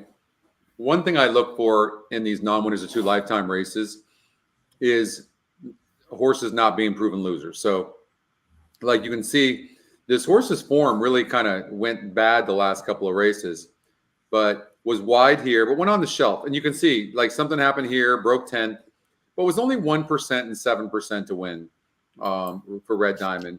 Here, off of these races, would have been the favorite. Goes on the turf down the hill here and breaks 12th, but still finished. Like, this is a horse that tries. And don't worry about Valdivia being aboard. Ron McAnally, over the years, has always given Valdivia some chances. And I don't like this horse being 9-1 on the E morning line. That kind of throws me off a little bit. As far as the favorite, Misty Muppet, what did you think of this one? Yeah, Misty Muppet's one of the contenders. I was tempted to land here, but first time turf. You would think it'd be right up my alley, right? But I'm not impressed with. I'm not really interested with Tonalists first time on the turf, but second race off a layoff. This is another drop down.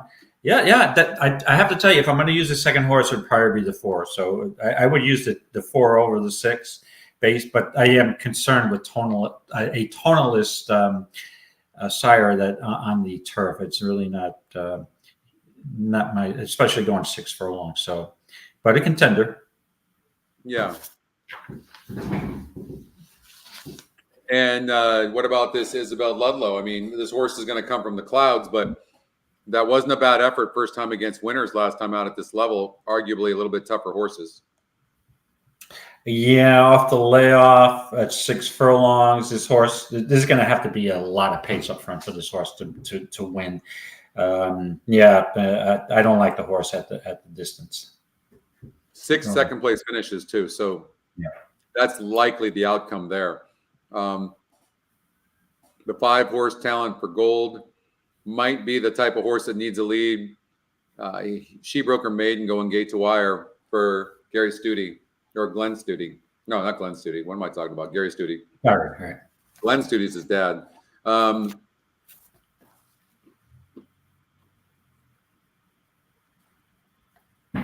Raced too tough last time out. So the 5 horse is going to be part of this pace, I would imagine, right? Yeah. Oh, yeah. But obviously, we've got a really long layoff. Last time this horse she ran was September 4th of 2023. You got an over a year layoff. Just so you know, Scotty, the 4, I'm watching the feed from Aqueduct. The 4 is a late scratch at Aqueduct in the 3rd race, and they're behind the gate, so there might be a little delay. President Z. That's what I figured. Didn't I say I wouldn't? I don't like claiming off of Jacobson because you never know what kind of animal you're going to get. So yeah, obviously there's some kind of problem there. All right, that takes a 3-1 shot out of the board here. It makes it even more wide open. And the 7 horse, your horse, Squire Creek, is the 5-2 favorite. And if the track is basically anything like it was yesterday, and looking by the first race, it may be, this horse could easily be long gone. That's what I'm thinking. Yeah. Now I'm on the 2 here, Garuvan. But I'm out of the feeder because I'm too far behind. But I'll make a win bet on the 2, Garuvan. What? How are you expecting? You think Grooven's going to be too far back? Make a run? I think, Scotty's second race off a layoff was Santana. This was going to be a little closer than it had been the last time. Okay. I just think if you look at that race, it was a pretty slow pace. The race on August 28th, they went 23 for the first quarter, which is real slow at Saratoga. So there wasn't enough pace. I think you'll get a little more of a pace. This horse has won a race at the distance. This horse is a hard-hitting horse. Has won over the track from the extreme outside post. You look at some of its other races, a little closer to. I think Santana will get this horse in position, but. Going to probably hoping the 7 or the 6 puts some pressure on the 7 for my 2 horse, but now the 2 is the second choice at 3-1, so I don't love that. I thought I'd get at least 4 or 5-1, 7-2 now. So they're circling around the gate right now with that scratch of the late scratch of the 4 horse. 7 right now is 8-5.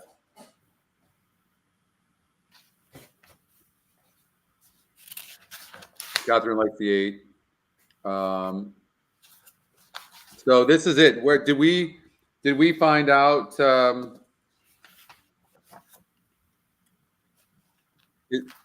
Another scratch?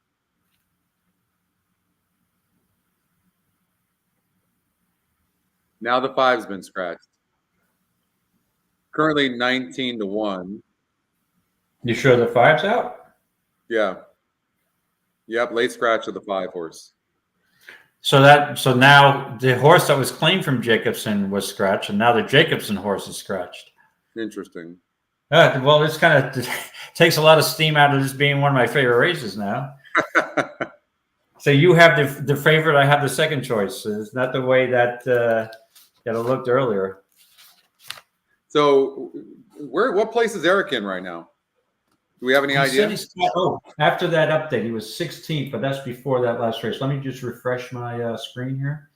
So Eric Christensen, right? He is in. Mike has the 6 at Aqueduct. He's 20th. 20th. And what is it going to take to get in? 29, top 25. He's right there. So let's see who he's got. Yeah, who does he have? He's got the 9. The 9? Oh, I'm sorry, the 7. The 7. He had the 9 in the previous race. 7, Squire Creek. Good man. Squire All right. Creek is in? All right, he's got it. He's got it. He's in. He's in, you think, huh? He's in. Done. I hope you're in. I'm out, so I just but I do have a win wager on the 2. So I think you might even be okay if the 7 finishes second to the 2. I'm not liking the way the 7's. Yeah, he's in. He's a little reluctant to load, but he's looking and like, there's no other speed in here. How can I not lose this race? How can I not win this race? Hey, good luck, everybody. Good luck, Eric.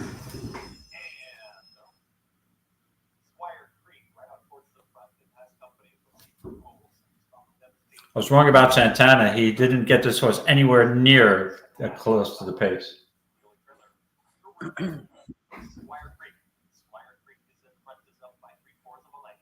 The 7 in the lead right now, Squire Creek, who ended up going off as your, I think, 3-2 favorite. There's the 8 in second. And 6 sitting on the outside in third. Your 2's in last place right now.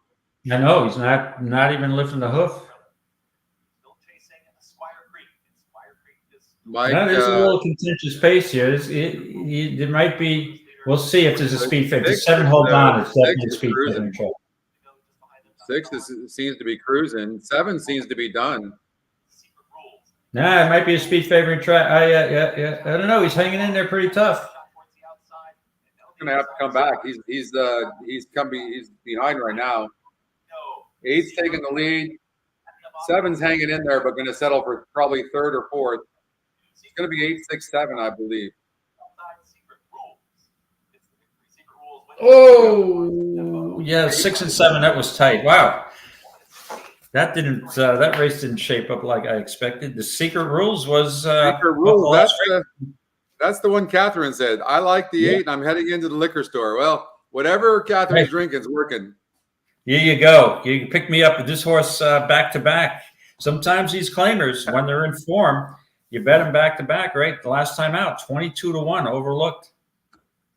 Gary, I've got a cigar that says that the 6 horse beat the 7 for second. This is a.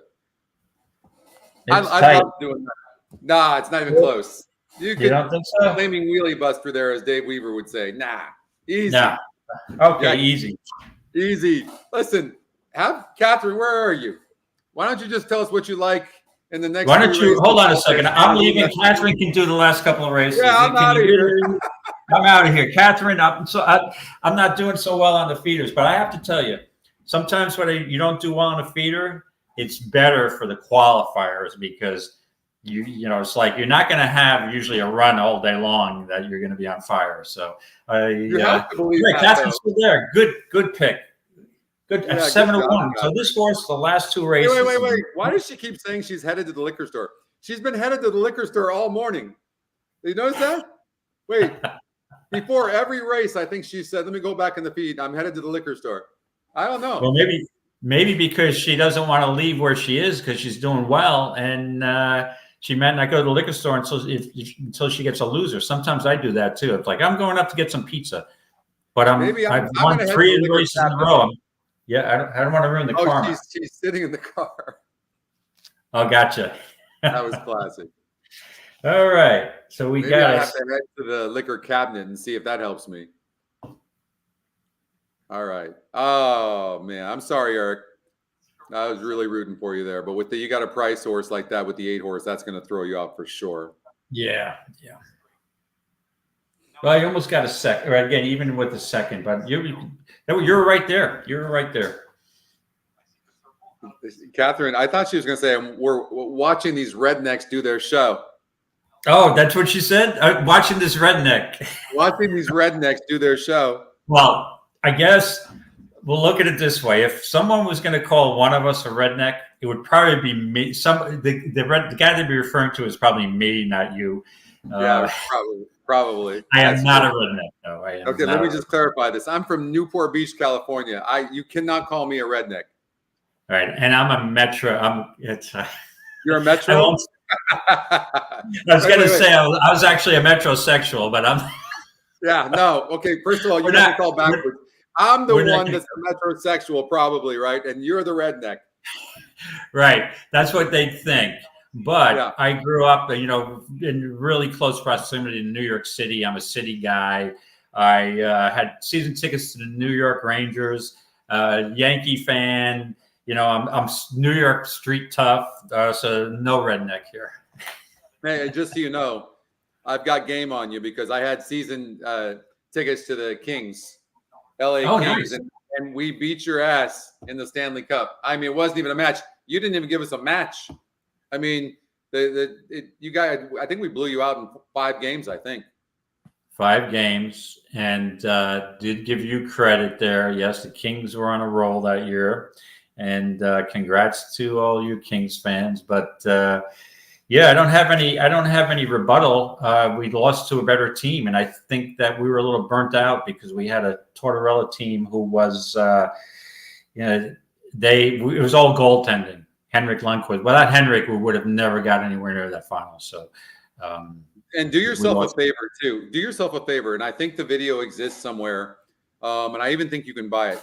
But watch the playoffs that year that we played. You know, you guys in the Stanley Cup. But watch the first series against San Jose, then Chicago, the Blackhawks, and then the Ducks, and then the Ducks. Yeah. Do yourself a favor and watch that. All 3 of those series was sick. Just okay. You don't have to, because I am such a huge hockey fan. I can tell you exactly how those series went. The first round against San Jose, the Kings were down 3-0. 3-0. And they won that they made it 3-1. And when I looked at it, even game 3 that they lost, I thought they were the better team. And then game 4, I'm like, yeah, they won by a goal or 2. It was a late game, but I'm like, they seemed like there was a momentum change there. Yeah, big comeback. Yep. And then the series with the Blackhawks went 7 games too. Correct. 7 games. Absolutely. Yep. I think the Ducks went 6 or 7 games. I think the Ducks. I think won. Yeah. Yep. Yeah. That was some team. Oh my God, it was unbelievable. Jonathan Quick was in fuego. And now we have Jonathan Quick. We have your old goalie as our backup. He's not the same anymore, though, is he? No, he played great early last year. He played fantastic when when Igor Shesterkin was not playing the greatest and he was a little banged up. Yeah, thank God for we might not have won the President's Trophy, but you really want to win the Cup. So yeah. There you go. You won enough championships with those Blackhawks with Taze and Kane. What are you complaining about, Aldi? What's up, Okay, Catherine, which horse are we talking about? Don't tease us like that. I'm leaving the car. What do you want to drink? What do you want to drink, David? What's my choice? I'm either a Tanqueray or a Beefeater's gin or some kind of tequila. Patron would be my choice of tequila. So it would be either Patron or probably Beefeaters at this point in my life. I don't drink much anymore. If I'm lucky, I drink once or twice a month. I usually like to drink and celebrate something. Yeah. And I'm waiting to drink again until I win the NHC again. So it might be years and years before I drink. I like McAllen. Okay.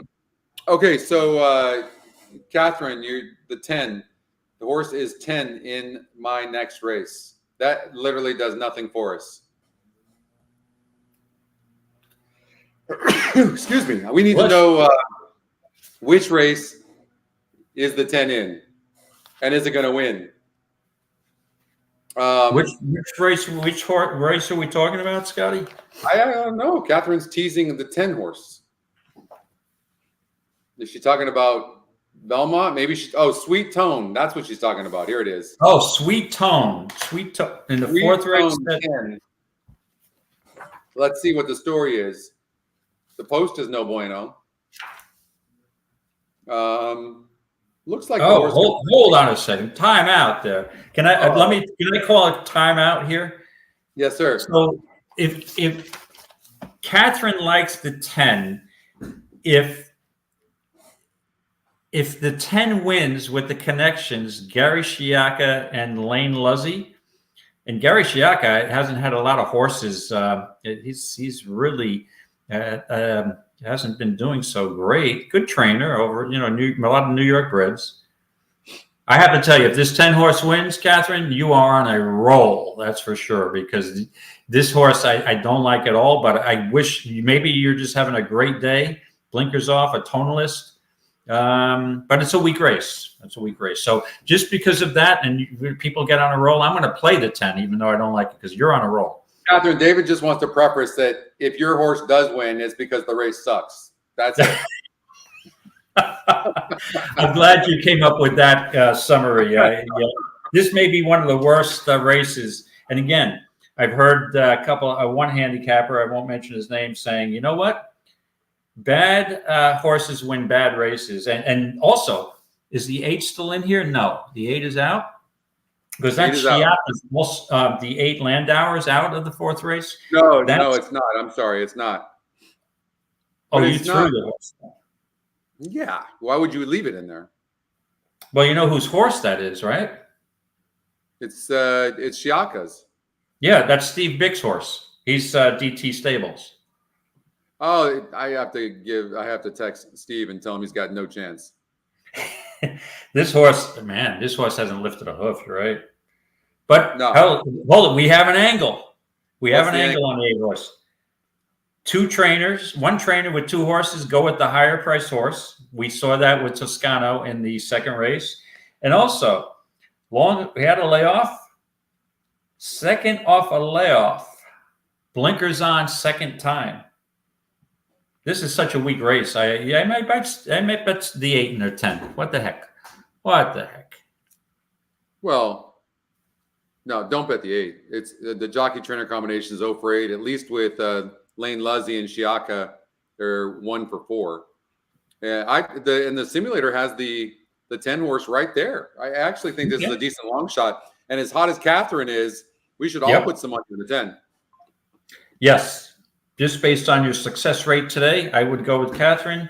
But the horse I would use here, and I think is a lock, is the 4 Make Your Moment with Ray Handel. Based on that race, he's by far the best horse in here. I think that horse is worth trying to beat.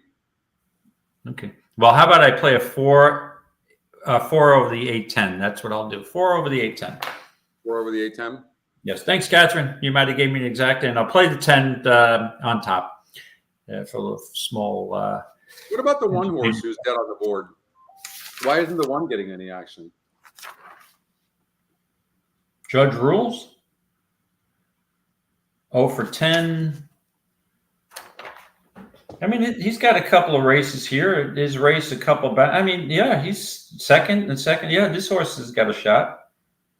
I mean, it's completely getting overlooked. Yeah, I don't love Rudy Rodriguez either on the turf. I prefer him on the dirt. Yeah, I'll go with Ray Handel's horse over him. There's something about this 10 horse here. There's something about this 10 horse that, hold on, I'm going to put some money in them. There's no way. We're going to get onto something else.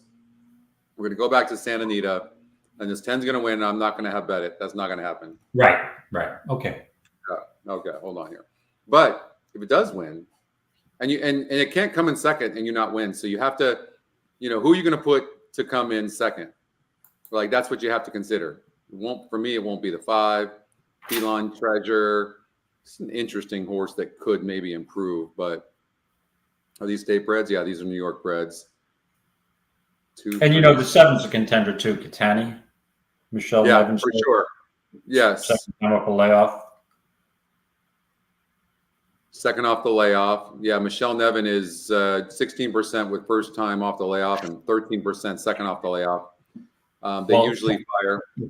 Well, I'll tell you why now, Scotty. I'm going to be forced to bet Landauer. Why? Because Steve Bick knows my angle too. Because when I've been on the show at Vegas, he knows I'm first-time turf stretching out. And he's going to tell me that when you pick, how did you not pick Landauer at 28-1? First-time turf, Motown stretching out. This is one of my angles. Don't worry about the dirt form. This is a turf race. And that's what I would tell people. I'm going to bet Landauer. I'm betting Steve Bick's horse with the 10, and I'll use the 4, 8, 10. How about that? 8, 4, 10. There's oldie Ray and his handle. Oh, Bill and his bot. Bill and his Mott. Flavian and his Pratt. There you go. What else am I missing? Maybe Yeah, I need how about Gary and his sciatica? That's pretty good. That's pretty good. Who is the only horse to win the Kentucky Derby from the 20 post? Country House. Nope.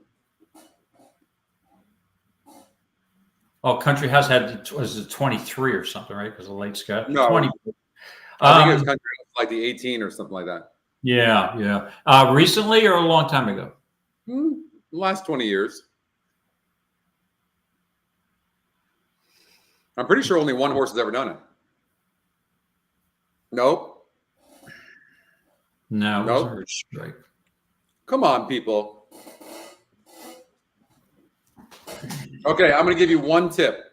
Windstraw. Windstraw. What? Windstraw. That's not helping me.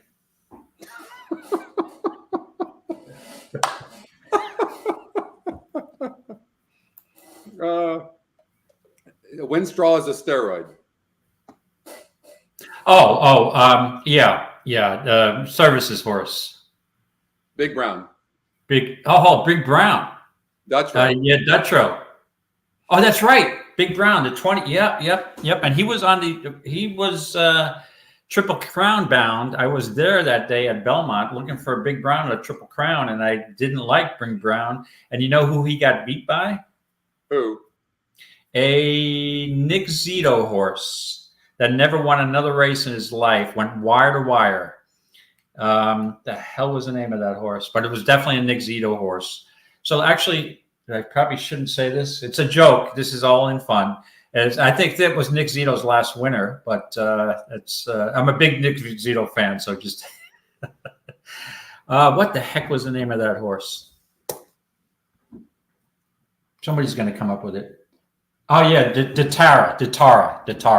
Yes, Datara. Nice, Dan. 18-1. Thanks, Dan. Yeah. Hey, listen, let's just break it up real quickly. And I'm itching to make a bet. I've been betting too much lately because I've kind of been cold, to be honest with you. But I'm going to turn that shit around for sure. Okay. So help me handicap this race real quick. The 4th at Gulfstream? 4th at Gulfstream. I was just putting my picks in for the qualifier, but we have a couple. We have a little time. 4th race at Gulfstream. Is this a synthetic? Let's see here. 4th race. All right. So it looks like there's going to be some speed early. Oh, maiden 12.5 on the dirt. I'll take a shot. I love these races. Don't bag on these races. I'm not. Maybe the speed holds. So it looks like we've got a couple of horses. Most of these horses have been in the same condition, 12.5. The one drops down. Whoa, this is. Where's Catherine? 4. There she is, right on cue. 479. 479. Where'd she come up with this stuff? The 9 horse? Nah. No, Heather Smollett. Yeah. Well, this is what the 9's getting bet, but I don't get it. Off the drop down, but mostly synthetics, right? It's dropping in GSR. Mm-hmm. Big time. It was already poor. I can't see the 9, but the 4 horse. The problem with the 4 is it's going to get dueled with on the outside with the 6 horse who's got who's decent. So it could be those 2 horses that go gate to wire, but we go like this. Look at this 3 horse double blue, big long shot whose GSR is going up. What about the 7th anniversary or he's a commissioner, the 3? Nope. I'm just putting a wager in on it now. I like the 2 Prize Cats. 22-1, my friend. Prize Cats with your favorite trainer, Elizabeth Dovelis. Prize Cats, huh? Yes. Look at the 2 first races, 12.5 claimers. Throw them out. Throw them totally out. One muddy, one sloppy. The horse doesn't like an off track. 5.5 furlongs. What had happened at 34-1? Blinkers on, showed some speed.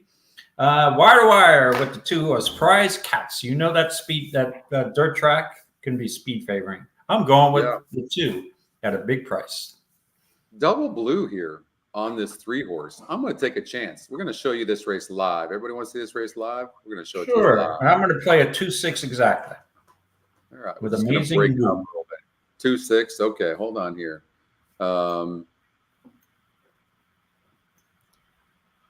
Okay, let's do this. Let's do this. And I can go over here. Yeah, horse now went up to, since I picked that horse, it went up to 31-1. So somebody who probably had a wager on it took his money off. So Dave picked that one. 30-1. What'd Catherine say again? Let's see here. Thank you, Catherine. 479. 479. So the 6-horse.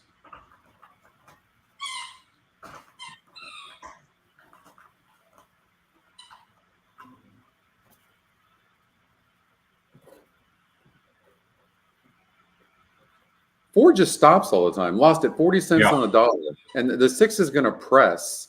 I'd like the 6 over the 4 personally, but they both seem to need the lead for their best. So, like, I'm just gonna take a chance and beat them both. That's the only way we're gonna make money, anyways. But and then you know what I do sometimes? I'll take all the horses that have the blue. I've seen this before, right? With the simulator, meaning they're closing. Mm-hmm. What about something like that? What about like 3, 5? How far back's the 1 going to be early? I can't take the 1.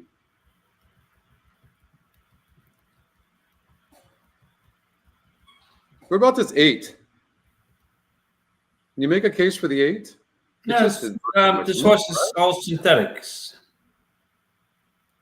All right, I wouldn't use the 8. I'd rather use the 30-1 shot here. Showed a little speed last time out. Second time blinkers, wire to wire. Moving in for a start for race 4. It starts the Rainbow 6 on this Friday afternoon. The bettors have this as a 2-horse contest, 2 taking a large amount of play. I'm doing a 3-7-8 exacta box. 3-7-8. Okay, I'm on a 2-2. Got an exacta box 2-6. So we're on totally different pages here. From Tapeta Track Efforts is 9 Bivol at 5-1, 7-1 on Go Woke, Go Broke. He also lost to Amazing Woo just a couple starts ago. 7 Anniversary getting ready. Last 2 up, Kevin Dole's Come Dream With Me. And from the outside, Bivol. I did see that, Catherine. The outside. This 9's getting bet, and it doesn't make any sense either. So there's a high likelihood maybe I should. Maybe they know this horse can run. Yeah, it's a possibility. Good start for Bivol. 7 Anniversary, quick away, moving up toward the inside. Prize. The 4 is the horse that needs the lead, and it's done. In front. Yakazuki is now racing into second from Come Dream With Me. I don't think 4 can come from behind. In the orange colors, Go Woke, Go Broke is a joint 4th on his outside. 7 Anniversary. Then Amazing Woo in front of Fight Till Dawn, 3 better than Bivol. And he's a commissioner. The 5 never showed a lick, but he was checked both times. He was off for bad breaks. 4 wide into third, 7 Anniversary, trying to keep peace. There goes the 8-horse, 7 Anniversary. I'll take an 8-7 all day long. The gray picking off horses now as they pass the 5-6. Just need this 6-horse to stop. From the back, Fight Till Dawn toward the inside. Bivol. They're a quarter of a mile from home. Here comes Amazing. Everybody's going wide. There's the 6-horse. Second. From the outside, Fight Till Dawn, Come Dream With Me is next. 6 is going to win this race for fun. Straighten for the drive. 1/8 of a mile out. Meneses, he's bidding for 2, and he's looking good as Amazing Woo is clear at the 8th pole. Come Dream With Me. Isn't it amazing? No matter how it works out, look at that. 4-6, 6-4. Is in front. He's a 6-5 winner. Top 2 EquinEdge picks. All right, Belmont race number 4. We're gonna watch that, and then we'll finish up the 3 races at Santa Anita. How's that sound? Sounds like a plan. All right.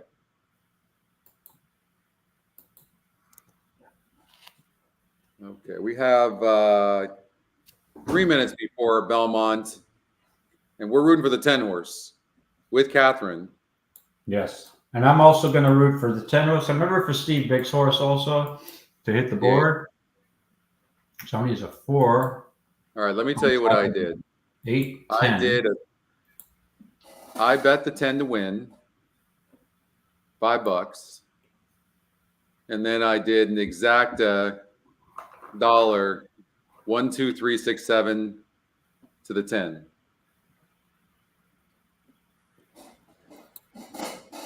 All right.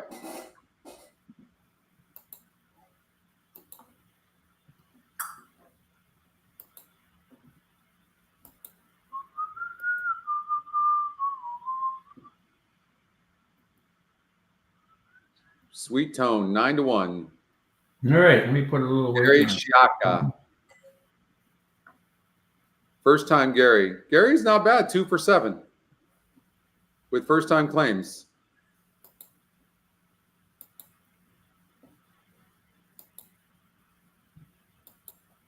No, first time with the horse. It wasn't a claim. First time with the horse, yeah. Yeah. I don't think he's claimed a horse in a while.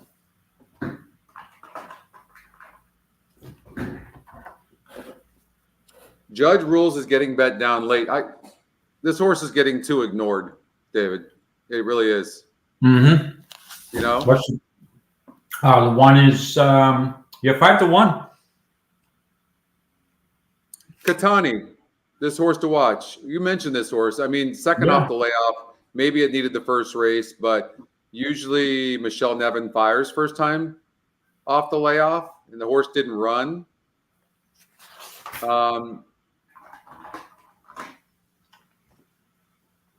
What are your thoughts with this? Speaking of Big Brown, that Big Brown is the sire of this 4-year-old. By the way, 4-year-old with only 3 races.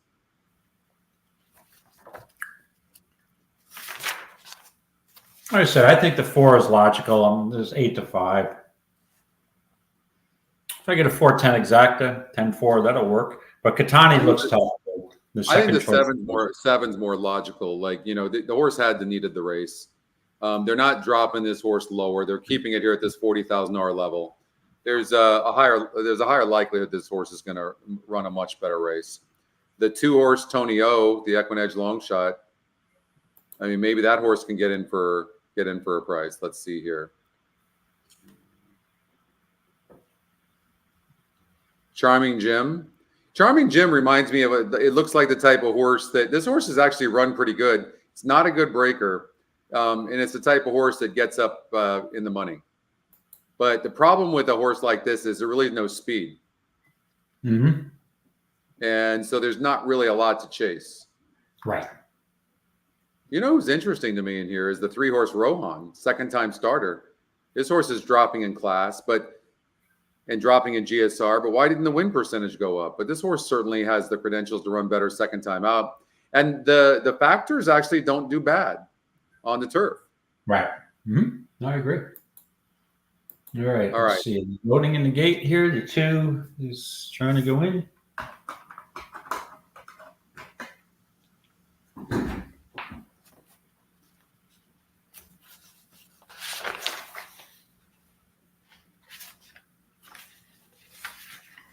Three's a little reluctant to go in the gate. Well, good luck, Catherine. If this 10-horse goes, just text me your picks for the qualifier, and I'll just play a second ticket. Oh, I thought you were asking for her Zelle so you could Zelle her some money. Yeah. Oh, okay. Well, maybe you want a percentage. First, the horse has got to win before I ask for your Zelle number.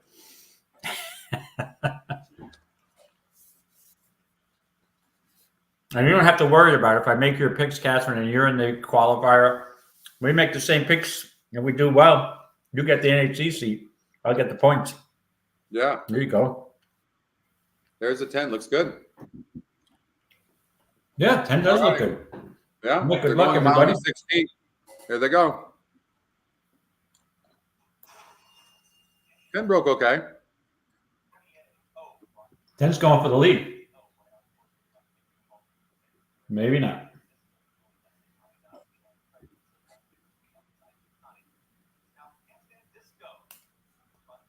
Big long shot. 5-horse at 69 to 1 in the lead. Yep. Katani sitting nicely in second.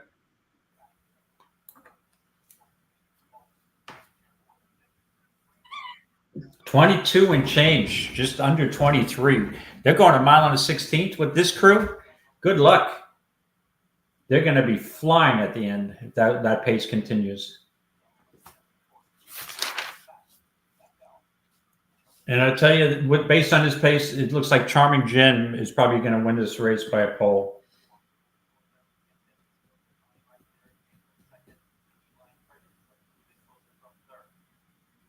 Ten stalking. 10 made the right decision. Leslie made the right decision stalking that pace. It's much too fast. Oh, 48, they slowed it down.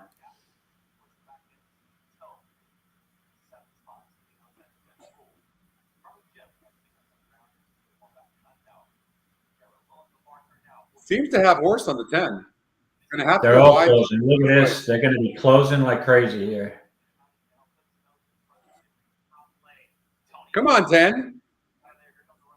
Change leads. Change leads. Even Steve Big's horse is closing like this. Come on with this 10. Leads. Go. Tony, oh, here they all come. I told you, Charming Jim's going to go right. Go with this 10. Come on with this 10. Get up. Oh, it's close. Yep.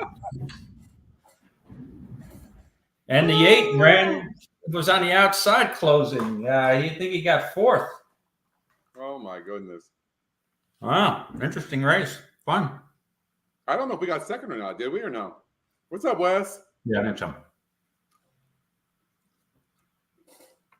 Did he get second? I think so. Just was not changing leads. No.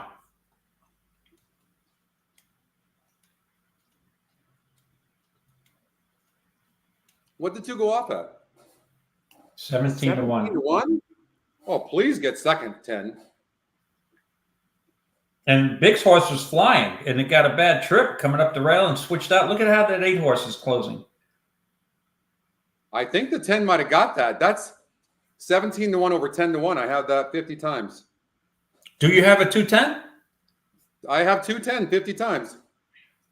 You never told me you liked the 2 horse. No, I told you I gave everybody exactly what I did. Oh, okay. I did a 2-3. I didn't like the 2. I think I did. Hold on, let me double check. I don't know. I think you like the 3. No, I got the 2. I did 1, 2, 3, 6, 7 with 10, and then I bet the 10 to win. Please 10. That's super close. That is close. Catherine, look at Venmo. Come on, one time. Is the replay? You can't see the inside horse. I think 10 got it. I really do. You can't see the inside horse because it's on the other side of the 2, but the 10, I think the 10 got it. That 10, that exact, yeah, based on that, you should Venmo. Wow.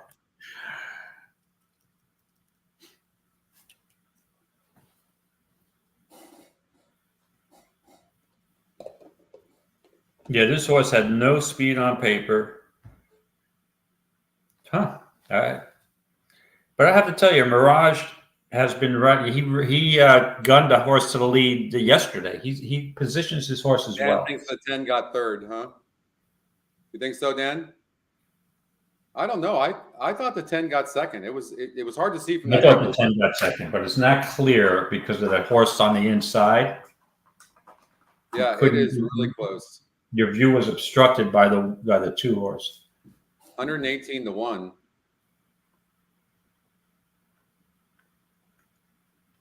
If the 10 did get second. Could be a dead heat. I thought the 10 had. How are you?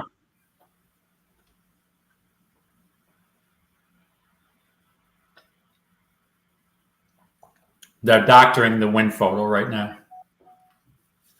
Probably. Well,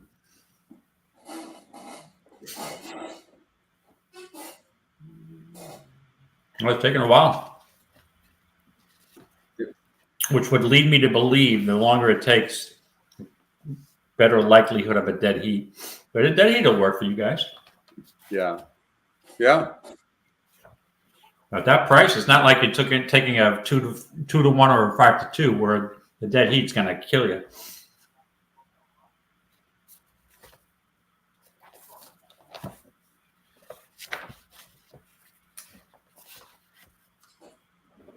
Wow, long time. And cue up the Jeopardy music. Na na na na na na na.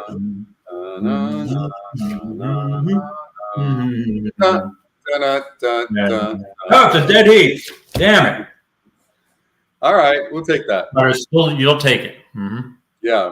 7 horse on the inside. You couldn't even tell how they finished. We'll take it. All right.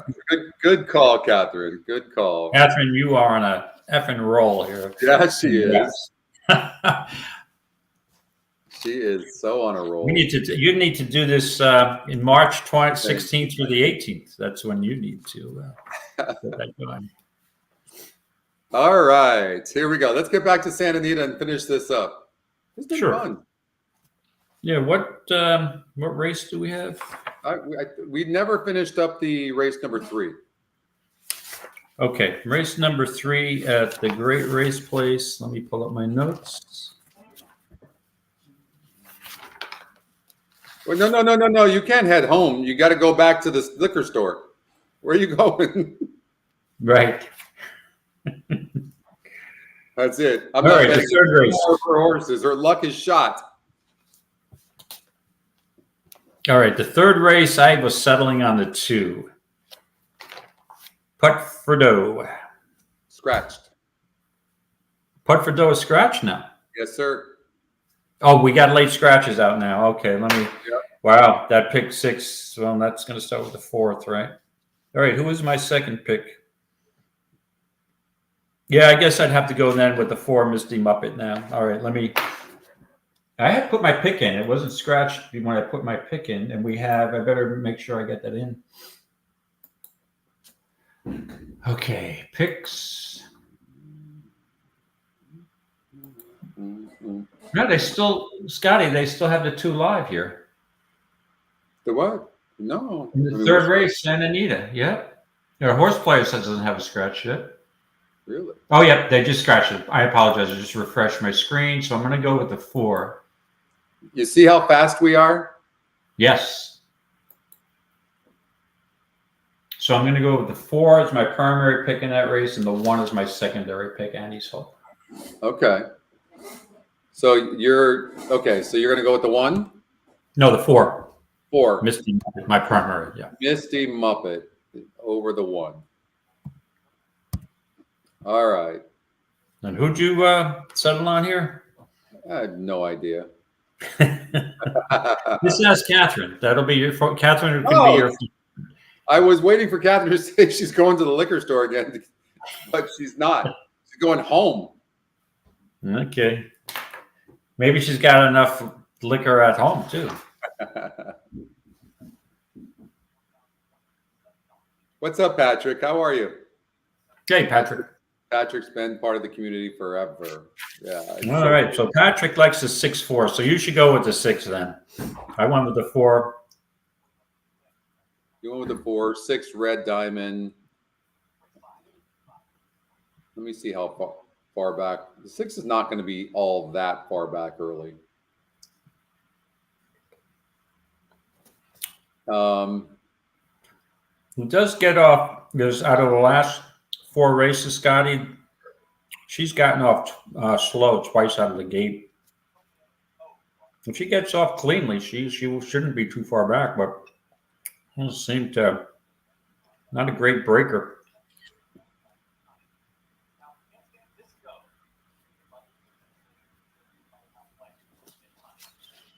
Bear with me 1 second.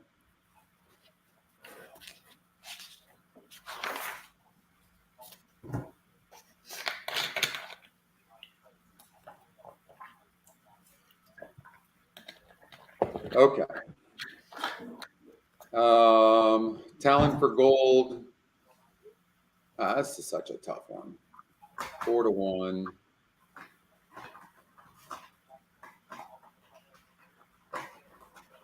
Yeah, exactly.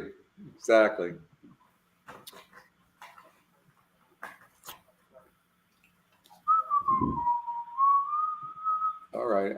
I know I'm lagging. I apologize, everybody. No, take your time.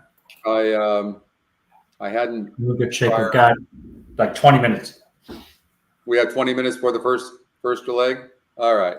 Yeah, I might have been delayed with that heat photo. Let's see, 18 minutes. So that $50 exact. Now I bet the 10 to win too, but the $50 exact ended up paying $2,950. So that's not bad. Nice. Yeah. Boom. Gives me some money. It gives me some money to play the pick six now. You got it. Right? Absolutely. Let's see here.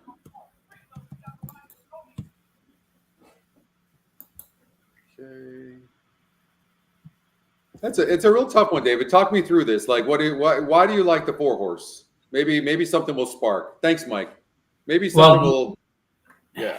Yeah, the only reason I like the 4 is, in all honesty, is my prime pick was scratched. I really like the 2 based on the drop down, but the only thing I could say, this horse is more lightly raced than the other contenders. The 1 is 1 for 10, the 6 is 1 for 12, the 7 is 1 for 14. So missed him up, and the other horse, Talent for Gold, is 1 for 3, but off a long layoff.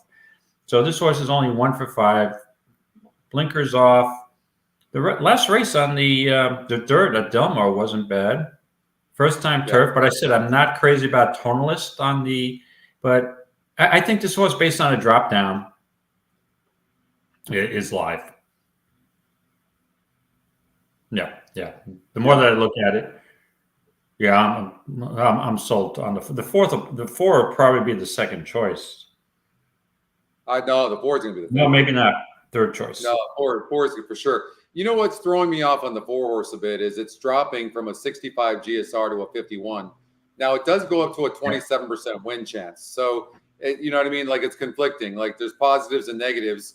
Mm-hmm. Connections, they're not really big on winning.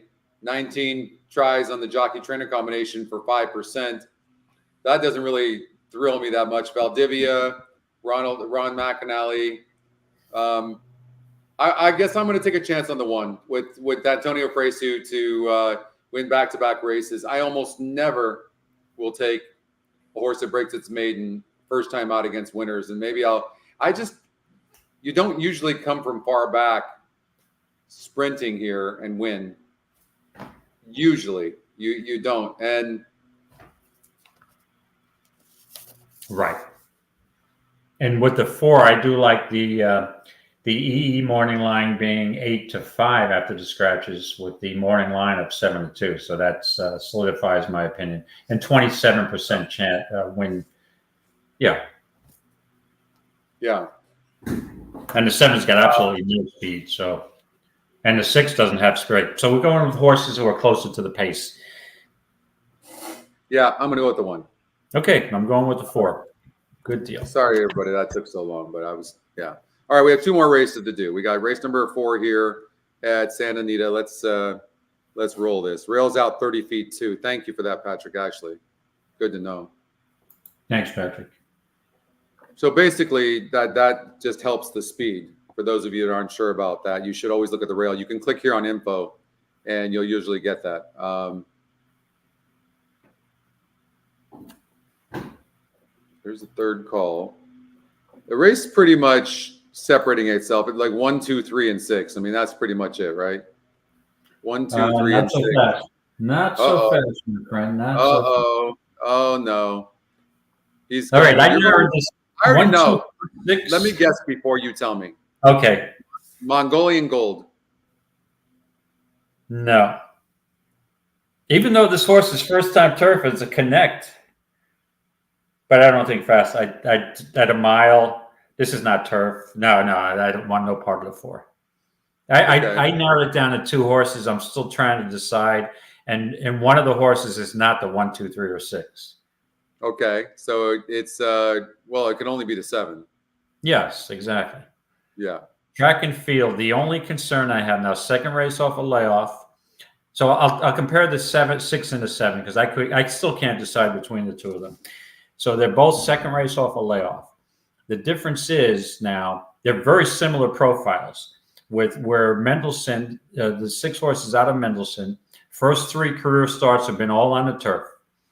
Then this horse now, Doug O'Neill, off the layoff, long layoff, decides, okay, we're going to try dirt with this horse, and maiden special weight, didn't really fire, didn't lift a hoof, but nice workout, steady workouts, like the workout on the 22nd.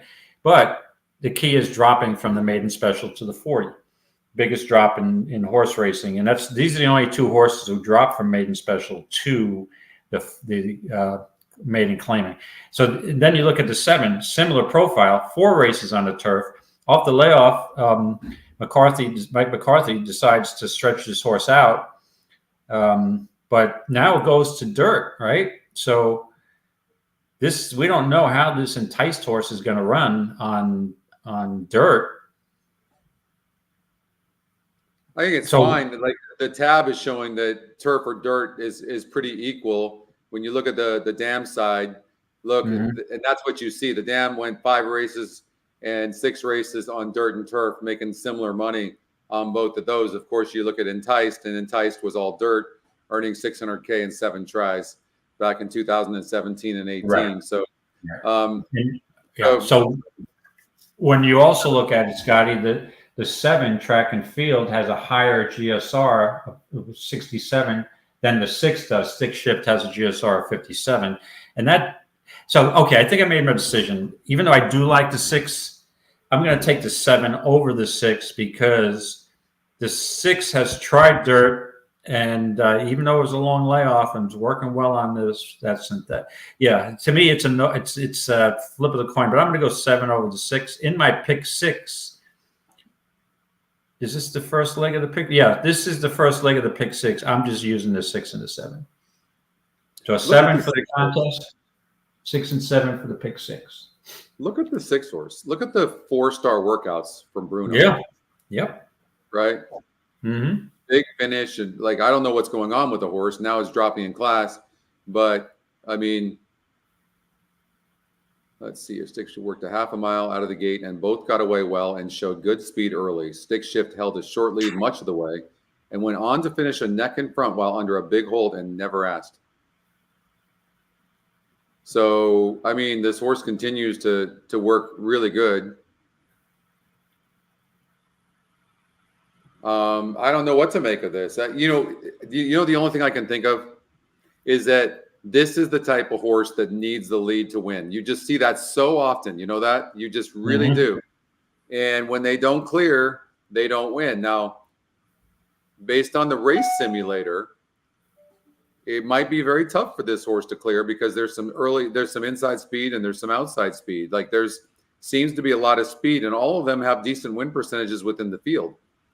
Based on all that, maybe the 2 horse is the one you have to play because the 2 horse is going to get the pace. Maybe first time here at Santa Anita. I don't know. What do you think of the 2 horse? Bearings. Yeah, 8 to 5 morning. This horse has had a number of chances, 7 starts. Turfway, Churchill, Turfway, Saratoga, and now coming all the way out to Santa Anita. Now I'll pass on this horse. All right, so you're going to go with track and field. Ooh. Yeah, it's a coin flip basically. Like I said, I'm going to use a pick 6, but only using the 6 and 7 here. You know, my worry with a horse like the 7 here, and even the 6 for that matter, is look at this. Like both the 6 and 7 could get carried out wide in the first turn. Like if you look at where the starting point is on the track diagram, they really could get carried out, and so they'll be done in the race after just in the first turn. Whereas the 2 horse at the first call is only sitting 2 3/4 lengths back, saving ground on the inside, not really going to be too far back, and there could be some speed up front, dueling. I'm going to take the 2. Taking the 2 bearings. Yep. Okay. All right. Yep. Ryan likes the 3 and the 2, Captain Chuchis. And Chuchis. Now this one's dropping in class. You know, I don't love horses like this. Like I know you're dropping big in class, but as far as the win goes, not in the money. I like horses that are at least coming into the race being competitive in the race. Now, well, you know what? That's not even fair. I mean, this horse actually did run a better race last time out, only losing by 2 3/4 lengths. Actually quarter lengths against a much better field. Now goes up in win percentage, goes up in GSR. This 3 horse can run here, can't it? And it's tactical as well. But it's 0 for 15 with 5 third-place finishes. I don't know. And its style is to be closer to the pace, and I'm not sure that's going to play well. I'm really surprised the odds maker John White made this 2 horse 8 to 5 on the morning line. Really? I know, right? Yeah. It coming from the out of town, Turfway, maiden 30s at Turfway, maiden 40 at Saratoga on the dirt. That was an off the turf race. Yeah, I don't know what to think of that 2 horse. It's not a horse that I would. I get it. I totally get it. Here's the interesting part. When I look at this horse, it does not look like a horse that should be 9 to 5. Yet the EquinEdge morning line is 9 to 5. Right. So, right, like now in obvious horses, I wouldn't get necessarily influenced by the morning line, but the fact that this horse is 9 to 5 kind of is interesting.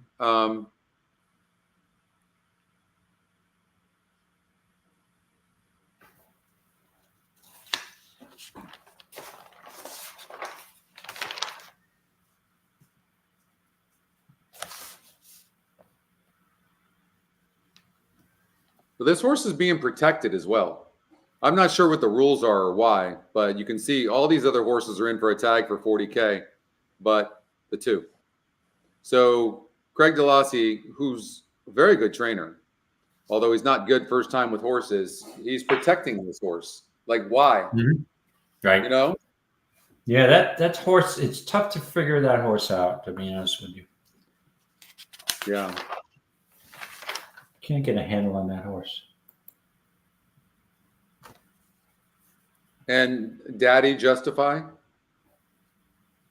I mean, yeah. One of the things I look for is a horse that's facing big fields, and Daddy Justify certainly qualifies for that. Yeah, meets those parameters, that's for sure. Justify.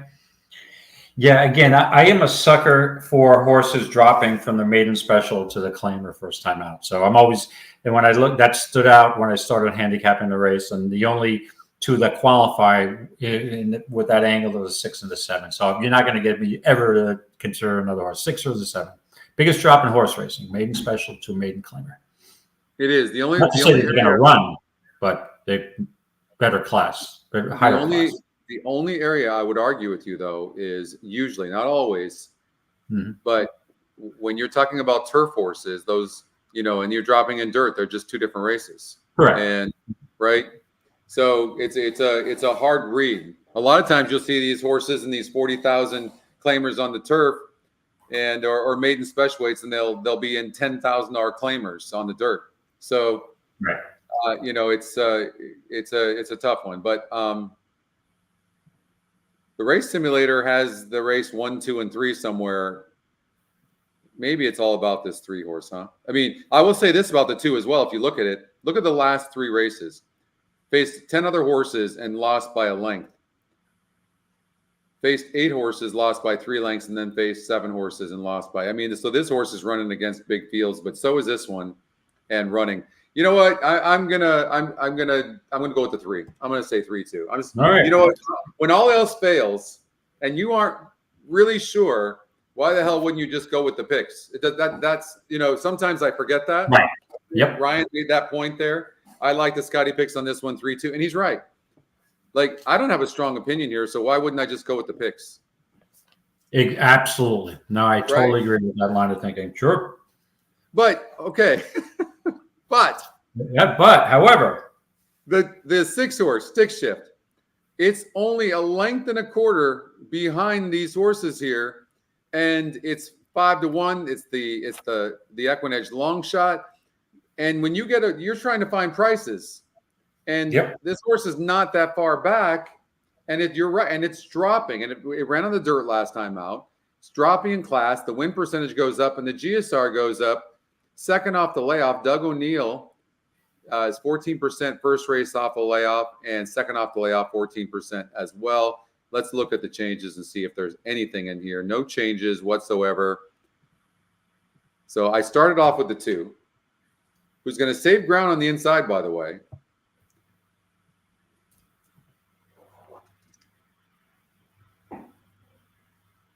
I know what you're thinking. Come on, Scotty. We only have one more race anyways, but right. Wait, how much time do we have? Let's see, 3:05. Oh, no, we only have 3 minutes. Yes, okay. Okay. I'm gonna go with I'm going with the 3 horse. All right, I'm going to lock you in, the 3. Okay, so we got 2 minutes, 3 minutes for the last race at Santa Anita. And then we might as well stay on and watch the first race at right. So I don't need a lot of time. I narrowed it down to 2 horses I like, either the 5 or the 7. And based on the price, third time off a layoff, I'm going with Chasing Serendipity for Vladimir Sarun over Sahira, who's Andy Mathis. All right, so David's on the 5. On the 5, yes. David's on the 5, and then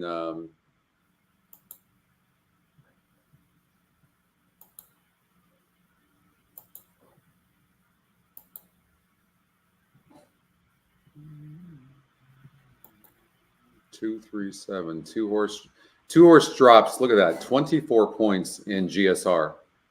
This is the prototypical type of horse that I try to beat. It's speed, but there's other speed in here as well. The 3 horse is fast, has some substance, and this one most likely needs to be near the lead in order to win. The 7 horse is somewhat tactical, but they're going to be going fast early. So I'm going to get rid of the 2, 3, and 7. And 6 horse doesn't have a look. So it's between the 1, 4, and 5. I think you cover the 1, 4, and 5. You win the race. I'm going to try to beat the 3 as well. But there is some speed in here, which any one of these horses will give you a price. So you like the 5. Makes sense.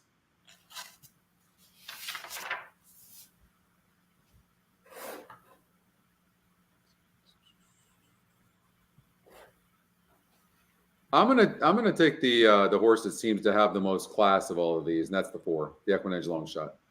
Okay, so I'm going to lock you in with the 4 in race 5 at Santa Anita. So they're about a minute to post. You want to stay and watch this first race, and then we'll call it a day. All right. Yep, I'm on the 1 rough draft, and I'm on 5-1 off a 31-1 last time out, and I'm on the 4 Cigarette Boat, who's 9-2. Wow, we got an open board. The 2 Dancing Rinka. He was 1 for 17. Neil Drysdale. I guess they're betting that last race at Kentucky Downs, huh? Well, I mean, look, there's a wall of them. I threw the 5 and the 6 out, but there's an absolute wall of them. This horse is only 14%. You're not taking a 14. You're not taking a 14% horse to win. I don't care if it wins or not. At 2-1, where's the value? The value is on a horse like the 8, Alexis Zorba. We talked about this though. There seems to be some speed in here, and you're talking about Cigarette Boat, which you like. I don't know that this horse can rate a little bit. The 8's on the outside of it, but I think the 7's going to go. I don't know that the 7's just going to let the 8 get the lead because he's going to lose ground. Right. So if that happens, he's sending with the 8. Can the 4 sit behind them and rate? Maybe. It looks like it can, but that's why I'm on the 1 horse. I think the 1 saves ground. The 1's somewhat tactical, and I think and is facing arguably easier than what it did last time out based on the SOR. So I'm on the 1 horse saving ground from the inside. A lot of times these horses, Dave, and you know this, David, these horses that come and win at big prices, they come right back and win again, but people ignore them because they think it was a fluke. So I utilize the metrics to help me with that. This horse is was 4% then. The horse is 19% now. And all that horse did was cut back. If it can cut back from 8.5 furlongs on the turf to 5.5 furlongs on the turf and win, it can certainly handle 6 furlongs. So, so I'm on the one. Okay. Well, talk about that. Yeah. Similar situation in race 3 at the Big A, where Secret Rules last time out in a $32,000 claimer won at 22-1, comes back, basically steps up just a little bit in class, not much, from 32 to a 40, and scores right back at 7-1. Sometimes these claimers, these horses get into form and they stay in form for a while. So, yeah. So what I did was I bet the 1 to win, and then I did an exacta box 1, 2, 3. I'm trying to get I think that maybe the speed's going to stop, and the 1, 2, or 3 is gonna come finishing. Two really not looking that great right there, honestly. A little bit wet. And we'll see. All right, Catherine's on the 2, 3, and the 8. Rob like likes no love for my 4, huh? No love for Cigarette Boat or Rough Draft. Okay. 3 looks good. In the gate at the Big A, Ryan likes the 1 and 7. Wow, everybody's this. You know that the race is tough when everyone has a different opinion. Everybody's got a different opinion. Yeah. It's a head scratcher. 6 furlong on a turf. That's pretty typical of 6 furlong turf races at the Big A. All right, good luck, everybody. They're in the gate. Come on, 7 needs to go. 7 needs to go early and not give the 8 a big lead. Come on, 7. The 4's going for the lead. Yep. Look, of course, the 2 maker horses are going to speed duel. Look at this. Got to be kidding me. He's letting the 8 get the lead.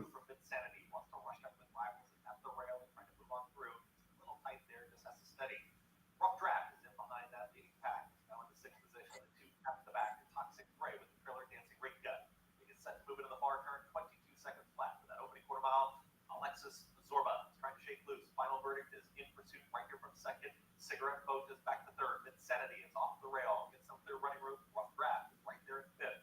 From the back, Dancing Ring is trying to rally on with Toxic Gray. Tailing off is Bezos. They get set to reach the top lane, and they're still chasing Alexis Zorba. Alexis Zorba, Final Verdict is trying to push on by, and here's Final Verdict to the outside of Alexis Zorba. Also chasing them still is Cigarette Boat. Running from the back, Rough. Come on with this 4. The 8's done. Final Verdict is sprinting away. 7's got it. 7-4. 2's going to get up for 3rd, but 7-4. Nice. All right, we got a place on the board. All right, I'll take a place. Yeah. Early in. We got 9 more races to go. All right. All right. On the board. On the board. So. Well, we did it. Scott, what's that? We did. We actually pulled that off. We got done around 3 o'clock. Yeah. Yeah. Right. Success. We did good. Yeah. Yep. Good. Thank you to everybody for watching. By the way, we've got a show tomorrow, of course, the Stretch Run show. They're going to talk a lot about the horses that Justin and I covered on the weekend stakes preview show yesterday. Some good races as well. So they're going to cover more of that. And then Oldie and Chris are doing a show at Remington Park. They've got some big races on Sunday. So a couple more shows for the weekend. David, as usual, I appreciate working with you. Yep, same here. It's been a pleasure. Have a blast doing the show, and thanks for everybody who's tuning in. Wouldn't have a show without everybody participating and tuning in. Thanks for your picks and your insight. You guys are great, and I appreciate the opportunity. And every time I'm on this show, it humbles me that I get the opportunity to work with such a professional like Scotty and such a team and people following us. So thank you so much. Thank you, David. I appreciate it. Feel the exact same way. And thank you to the community. That big shout out to my team. All of you, you know who you are, and we appreciate you. And stay safe. Have a wonderful weekend. Let's enjoy Santa Anita. I can't wait for Santa Anita. I'm going to be playing the Pick Six today. Tomorrow, I'm playing in that big tournament, California Crown, tomorrow over at Santa Anita. So that's going to be a lot of fun. Yeah. Oh yeah. Good luck tomorrow. You're gonna break through. You're gonna change your momentum. So all right, everybody. You take care. Stay safe and enjoy your weekend and have a lot of success. And we'll see you soon. Okay.